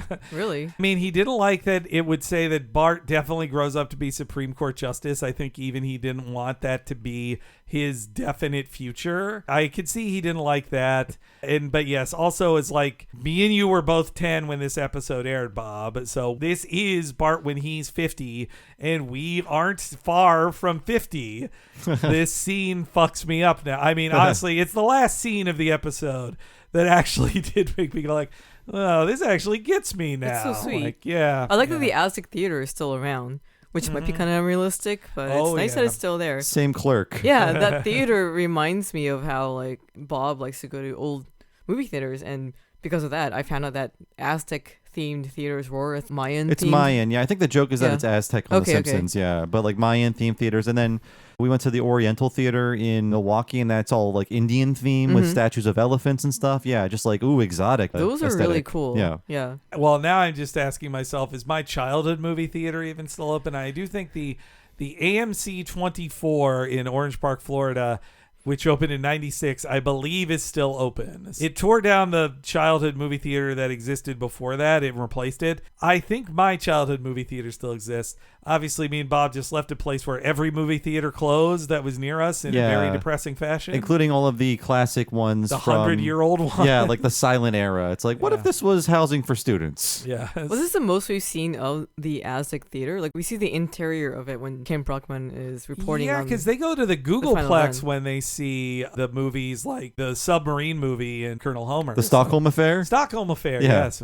Sexy. Yeah. I think this is, up to this point, the most we've seen of the inside. Yeah, of the because when I Aztec. saw it, I thought, oh, that is how they look like inside. Yeah, like I remember in Bart's Telltale Head, he's in the movie theater with the bullies, and in Principal Charming, Skinner takes Hattie to the movies. In one, yeah, they've been in the theater a bit, but it is that aesthetic of the old 30s, 20s era movie theater that's still standing. It's very kitschy. Yeah. Yeah, here we get to see the snack bar and the hallways and stuff. Also, I noticed that with the first 50 customers get a free Glexnor, across the street there is a sign for a business called Glexnors for Less. Oh, man. I think I missed that until now, maybe. I didn't know about that. Yeah. Before the flash forward, I loved the reskinning of the billboard. Oh, yes. To Yeah. the barber school. Yeah, it's like they decided to save money, you know. So we could use this machinery. That's so great, yeah. It's still pumping out blood all day, but it's the barber school, yes. This is where they go to see the movie. Bart's finally going to get to see the movie. He is a Supreme Court justice. It's something I really like. At the very least, Lisa's wedding, that they say that Bart, when they show that seemingly you can assume, oh, he's doing his construction job, so he's not going to be a Chief Justice. But he says, I'm just getting out my aggression on before I go to law school.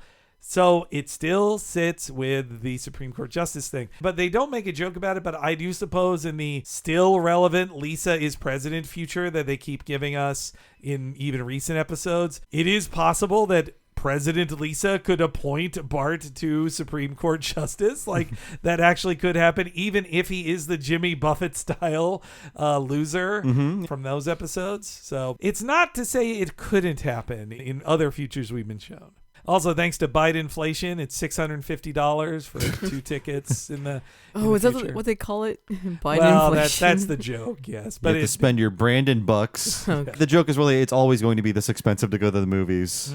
Well, I know, but the term Biden inflation, I was wondering if Yeah. Henry made that up or if that's what it's conservatives what people say. are saying, yes. Yeah. Okay. Yeah. When I go to movie theaters or theme parks, it's when I don't think of how prices scale for families, when I think of like, this isn't that expensive, I say to myself when it's me and my husband buying something, as opposed to I'm thinking like, oh, I'm with a family with 3 kids, so this costs this guy a whole bunch of money more than me to go to this movie or to see this theme park. But think of all the free labor he's getting at home.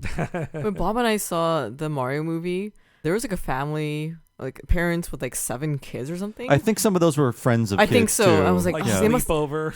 have spent like hundreds of dollars. Yeah, on everybody that. had a drink and food. And they like, weren't paying attention to the movie very much. No, they weren't. They constantly went to the bathroom. They constantly left for more popcorn and candy and pop. If I was hosting a sleepover for my kid and they were bringing their friends over and it's a movie, I'm calling the other parents to be like, you Venmo me $40 right now. Like, I'm not taking your kids to a movie for free. I remember when there was the pandemic lockdowns and Mulan came out on streaming. Oh, you're right about that. Instead Yeah. of the live action Mulan yeah. came out on streaming instead of the theaters. They charged like $30, right? And people were complaining about that. But then some people with kids were like, "That's really cheap compared to what it would cost to take my kids to the theater." So I'm okay with this. It is supposed to be a film for children, so. And also with them seeing this old movie in theaters, we were just talking about Jurassic Park. I just have been watching a bunch of the Ghibli films are being re-shown in theaters thanks to Fathom Events. They're hosting a lot of it. I love watching old movies in theaters again. Me and Bob had the extremely rare treat of watching 35mm Roger Rabbit in a theater. Yeah, again, I got to shout out. Well, the Castro shows a movie every 5 months, so go there if they're showing a movie. They probably won't be for a while, but the Rio and Vancouver, amazing theater. We're always watching old movies there, and new ones sometimes, too. We're so lucky to live so close to it now. We can just walk there and back, do the late showings, and it's fine because we can just walk home. I like that Fathom Events is doing that, but there is something about, like, they're doing their best, but they're just streaming a 4K rip of it. It's just a big TV screen. It does feel different watching the 35mm. Actually, I was getting a targeted ad of this. At the Castro next month, they are going to be showing Aliens and Terminator 2 in 35mm. It'll cost $63. Yes. My opinion, they are both inferior to the first films. Dang, really? It's just a matter of taste. Mm-hmm. Like, they're all good movies. Alien and Aliens, Terminator and Terminator 2. I just prefer the first movie of each of those franchises. I think I like 1 more than 2 with Terminator, but not with Alien. I actually do like Aliens more than Alien. I still got to see Aliens. You haven't? Oh, sorry. Yes. I did it. Yes, it. I'm that was sorry. bait, but it's true. It's true. It's true bait. Damn it. I was just like Homer with like, No. Yes, I've not seen Aliens. Well, it's a very good movie, but that was heavily marketed to children when it really shouldn't have been. I think it's fine. I understand why people like it, but I was disappointed by it when I saw it. I can't wait to see it because I love Paul Reiser. He's great. Yeah, he's the best, man. They had a joke on Mad About You about that, where somebody asked him in an episode, his character, he said, like, you ever see the movie Alien? And he's like, only the first one. And then the audience, and then pause for audience laughter there. This Itchy and Scratchy cartoon, though, I really want the original draft of this episode because, according to Mike Reese, they really wanted to top themselves. Like, let's do the Itchy and Scratchy cartoon to end all Itchy and Scratchy cartoons. 4 years into The Simpsons, they just wanted to blow it all up here. And apparently, John Swartzwelder wrote, according to Mike Reese, quote, the most disturbing, horrible sequence, unquote, that they didn't use at all. He was commanded, like, write the most disgusting, violent thing you can, but apparently he went too far. And they're all laughing on the commentary like, this is the movie they went to see with what seems to be a 90-second cartoon? Yeah, I do like it. Yeah, I would love to read that draft and see what he described when you let Swartzwelder go crazy. They also mentioned that, like, this whole train sequence, which is cute and all, it would have been in Act 2, is just like maybe in the trailer that they show. Yeah, maybe. Yeah, I think maybe this was cut from the trailer. And originally they weren't going to show you what Homer and Bart are seeing. So the trailer was probably longer before. I think they say that they thought it was a cop-out to not show you anything. But I think I would have preferred the mystery, and you just see it reflected on their faces. I love how the colors are lighting their faces in the shot. I would have done differently and kept it a mystery. It would have felt like a cop-out, and maybe if they didn't do what they did, I'd be saying, what a cop-out. They should show us the movie. But I like the idea of the mystery more. So, Henry, in 9 years, will we be watching End of Evangelion in theaters with your mom? And she'll say, which one's Shinji? She did take me to see Princess Mononoke. So, yeah, we should see. Actually, here's a funny, quick story. My mom saw Princess Mononoke before me because I was at a Orlando Comic-Con, MegaCon, now when it was out on VHS in Japan but not yet released in America. And so there was fan subs of it out there. You could go to a theater, a convention room, and just watch fan subs and watch the whole movie. And I was standing in line to get a signature from Alex Ross, the artist of Marvel and Kingdom Come, that great artist. And the line took so long, I just told my mom, wait for me in the line and save me a space, and I'll go meet you and watch the movie. The line lasted as long as the movie, and they came back, and my mom was like, well, I saw all of Princess Mononoke. I don't understand it at all. So the biggest Miyazaki fan in this room is that we know is your mom. Yeah. She's here in spirit. Yes. Yeah, Speaking of Mononoke, that reminds me, that is one of the very, very, very few movies I saw with my family. Really? Because it's like, oh, wow, a Japanese movie came out. And I wanted to see it, so we went, and I didn't like it very much, and I still don't. I have, like, watched it since then, and every time I watch it, I'm like, I wish I could like this, but I just don't like this movie. But I'm also not a huge Ghibli fan to begin with. One of the very few movies, like one of two movies I saw in theaters with my mom is Spirited Away, and I don't like that movie very much either. Oh, wow. I think it's fine, but I just don't put it as much as on a pedestal as some people do. I first saw it in Japanese at animation school before it came out in theaters. And I was like, oh, that was okay, I guess. And then when it came out in theaters in English dub, I went with my mom, and she thought it was like too gross. She didn't like it. Oh. And I was like, you know what? I wanted to give this movie a second chance, but I still don't think it's that great. Wow, man. I don't get the hype for it. I'm sorry. Yeah, I see it. I mean, well, at least with Mononoke, I just saw it on the big screen again. I really loved it. I think its biggest problem is that it doesn't feel, you could take it as dreamlike, but it doesn't feel well plotted enough. It feels a little loose, but the animation craft on display, and especially the backgrounds, are like so amazing to look at, especially on the big screen. I do kind of like fall into the world of it, even if I get lost a little in the story. Yeah, like, don't get me wrong, the animation is always amazing on Ghibli films, but I need more than that. After a while, I just kind of get used to how good the animation is. It's like, okay, give me something more than just good visuals. Well, yeah, you get strong morals about how you need to, get engaged in high school if you're going to start dating. Ugh, I'm sorry. I didn't like that movie. No, I was bringing that one up because I knew especially you didn't like that one. And Bob and I just saw Castle in the Sky, and that was a Ghibli movie I actually liked as a kid. and I hadn't seen it in a long time. And we saw it together at the Rio Theater. And I came out of going, oh, that wasn't very good. Dang. Too long. Yeah, too long. The dub was cool. Zero subtext. Dub was good. I definitely get the warm and fuzzies just seeing the scene of Homer and Bart. I mean, I'm now almost as old as Bart as he is in this scene. When I've rewatched old movies with my mom, every Christmas when I go home and we put on A Christmas Story, the reruns on TNT all day, and I'm watching it with my mom, I feel a certain like, oh, I did this as a kid, now I'm watching it now. And when I see new movies in theaters with my mom, it really is just like, well, she's going to fall asleep. And she does. My mom, she just says, I just get so comfortable. I fall asleep. Like, I don't blame her. I am assuming Homer falls asleep the second after this scene stops. Absolutely. Yeah. I love how sweet and shriveled he is. Like, what is his outfit? Is this like a Soylent Green robe he's wearing? Like, what future outfit? Like, what is his deal here? It's a little George Jetson. Yeah. I have the last clip here, though, which still gets me. Which one's a mouse? Itchy. Itchy's a jerk.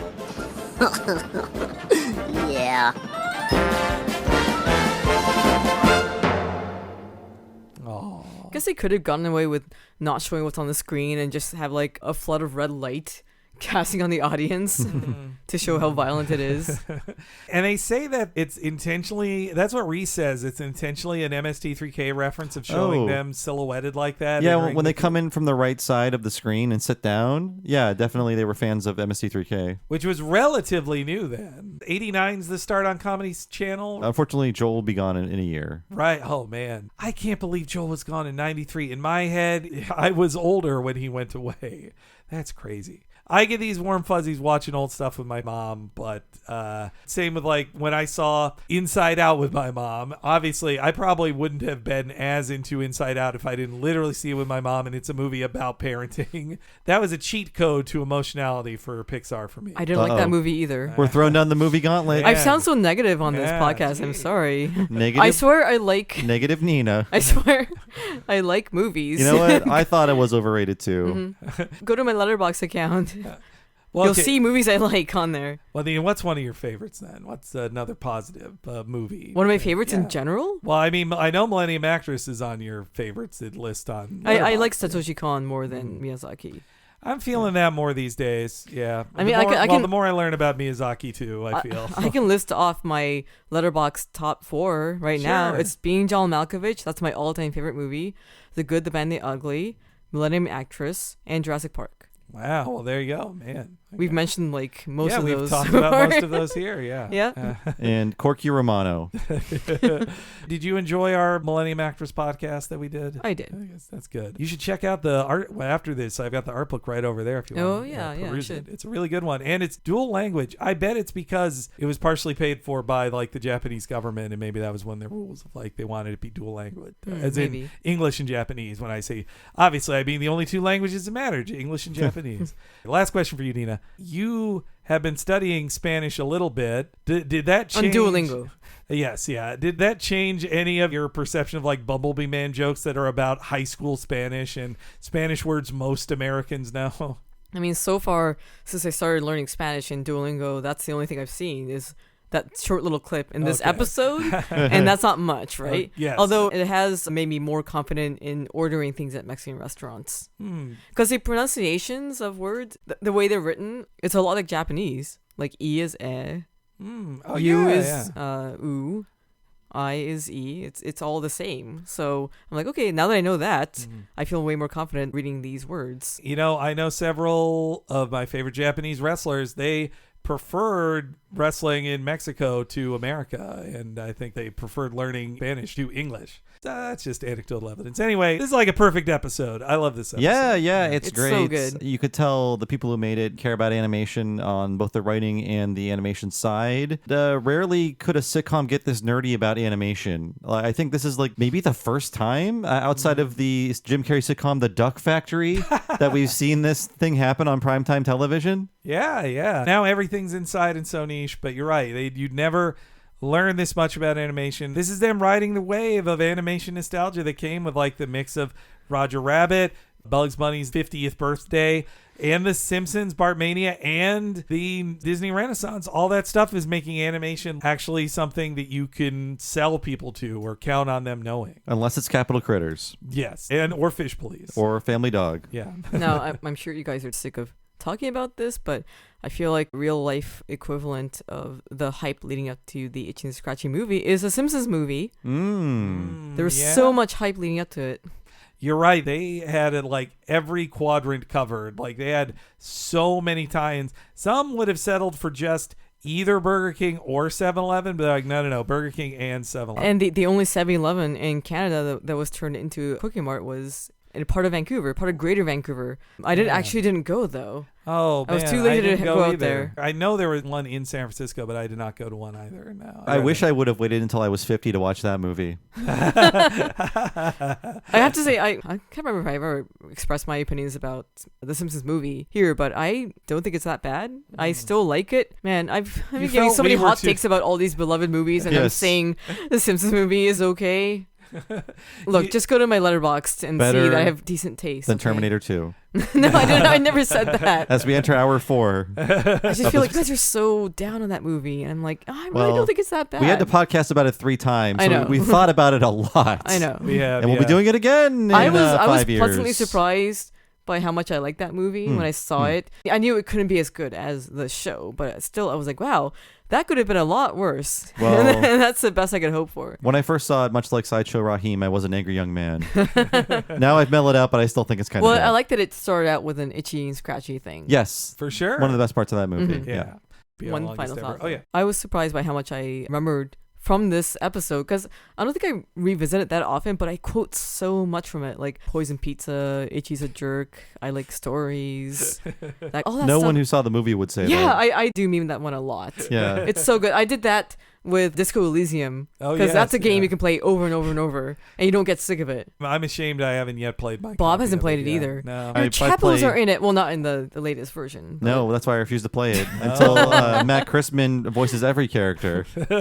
I didn't realize it got de-chapo-fied. It's such a lefty video game. I've heard. I feel like you guys got to play it. I own it on Xbox. I should really be playing it. Speaking of hype, like everyone was playing it.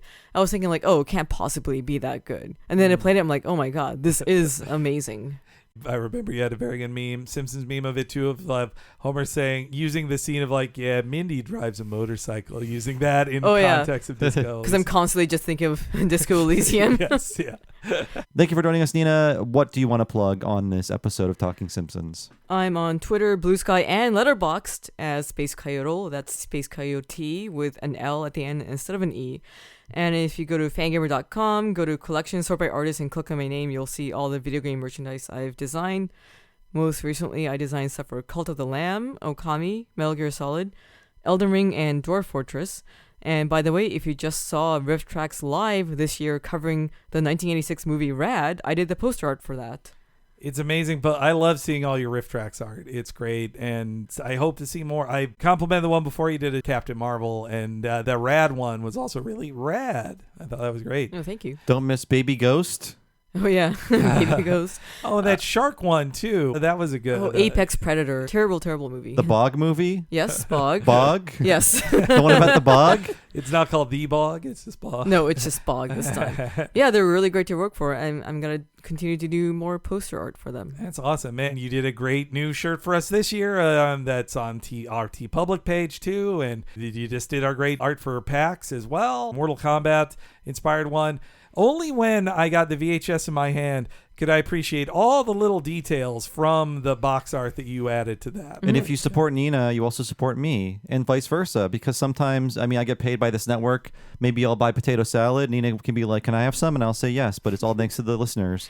And we have a mortgage to pay now. That's true. That's the bank's Patreon for our house. But yes, thanks for listening, everyone. If you want to get more of these shows and also get them 1 week at a time and ad-free, please go to patreon.com/TalkingSimpsons. Signing up for $5 a month will get you just that, but also access to everything behind the $5 paywall. That includes over 150 full-length miniseries episodes covering things like The Critic, Mission Hill, Batman the Animated Series, Futurama, and King of the Hill. And $5 a month will also get you monthly access to new episodes of Talking Futurama and Talking of the Hill. Remember, that new one for this month has Andrew Jupe, and we're talking about Where No Fan Has Gone Before. Lots of fun Star Trek chat happening on that. It's only happening behind the $5 paywall, only on patreon.com/TalkingSimpsons, and there is a $10 level as well. When you sign up for that, you can access all of the $5 stuff naturally, but then you can also access one mega-long podcast once a month, only for patrons of that level or higher. And what is that, Henry? Bob's talking about the What a Cartoon movie podcast, where we cover an animated feature film super in-depth every month, just like we do an episode of The Simpsons. This month, we're covering, as the spooky season begins, Corpse Bride, the Tim Burton adjacent film. He's not the director. And the follow-up to The Nightmare Before Christmas. And before that, we did a whole summer of Pixar covering movies like Toy Story 4 and Cars and many, many others. Almost at the 5-year mark of doing monthly What a Cartoon movies, often over 5 hours long. If you like hearing us talk about Roger Rabbit in this episode, you will hear us talk for 6.5 hours about Roger Rabbit. It's fun every minute. Sign up at the $10 level to see everything you've been missing at patreon.com/TalkingSimpsons. So as for me, I've been one of your hosts, Bob Mackey. You can find me on Twitter as Bob Servo, and my other podcast is Retronauts. That is a classic gaming podcast about old video games. You can find that wherever you find podcasts, or go to patreon.com/Retronauts and sign up there for 2 full-length bonus episodes every month. And I have a book that is coming out very, very soon. It is the Boss Fight Books volume, all about the classic 1993 point-and-click adventure game, Day of the Tentacle. You can find that wherever you find books that are of high quality. So check that out, please. Henry, how about you? You can follow me on Twitter at HENEREYG. I'm always tweeting up a storm. Also follow the official Twitter account at TalkSimpsonsPod, as well as that on Instagram. Those are both very well maintained by our wonderful guest this week, Nina. Thank you again so much. That's at TalkSimpsonsPod on Instagram and Twitter. And in other places too, look for it in social media. And of course, if you want an easy list of all of the free podcasts we've ever released of both Talking Simpsons and What a Cartoon podcast, head on over to TalkingSimpsonsPodcast.com. Thanks so much for listening, folks. We'll see you again next time for Season 14's The Dad Who Knew Too Little, and we'll see you then.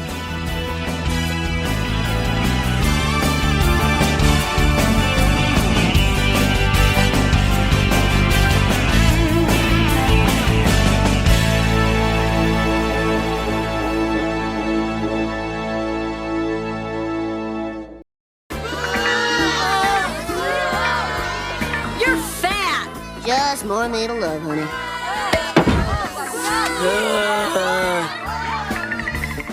Oh, my poor baby.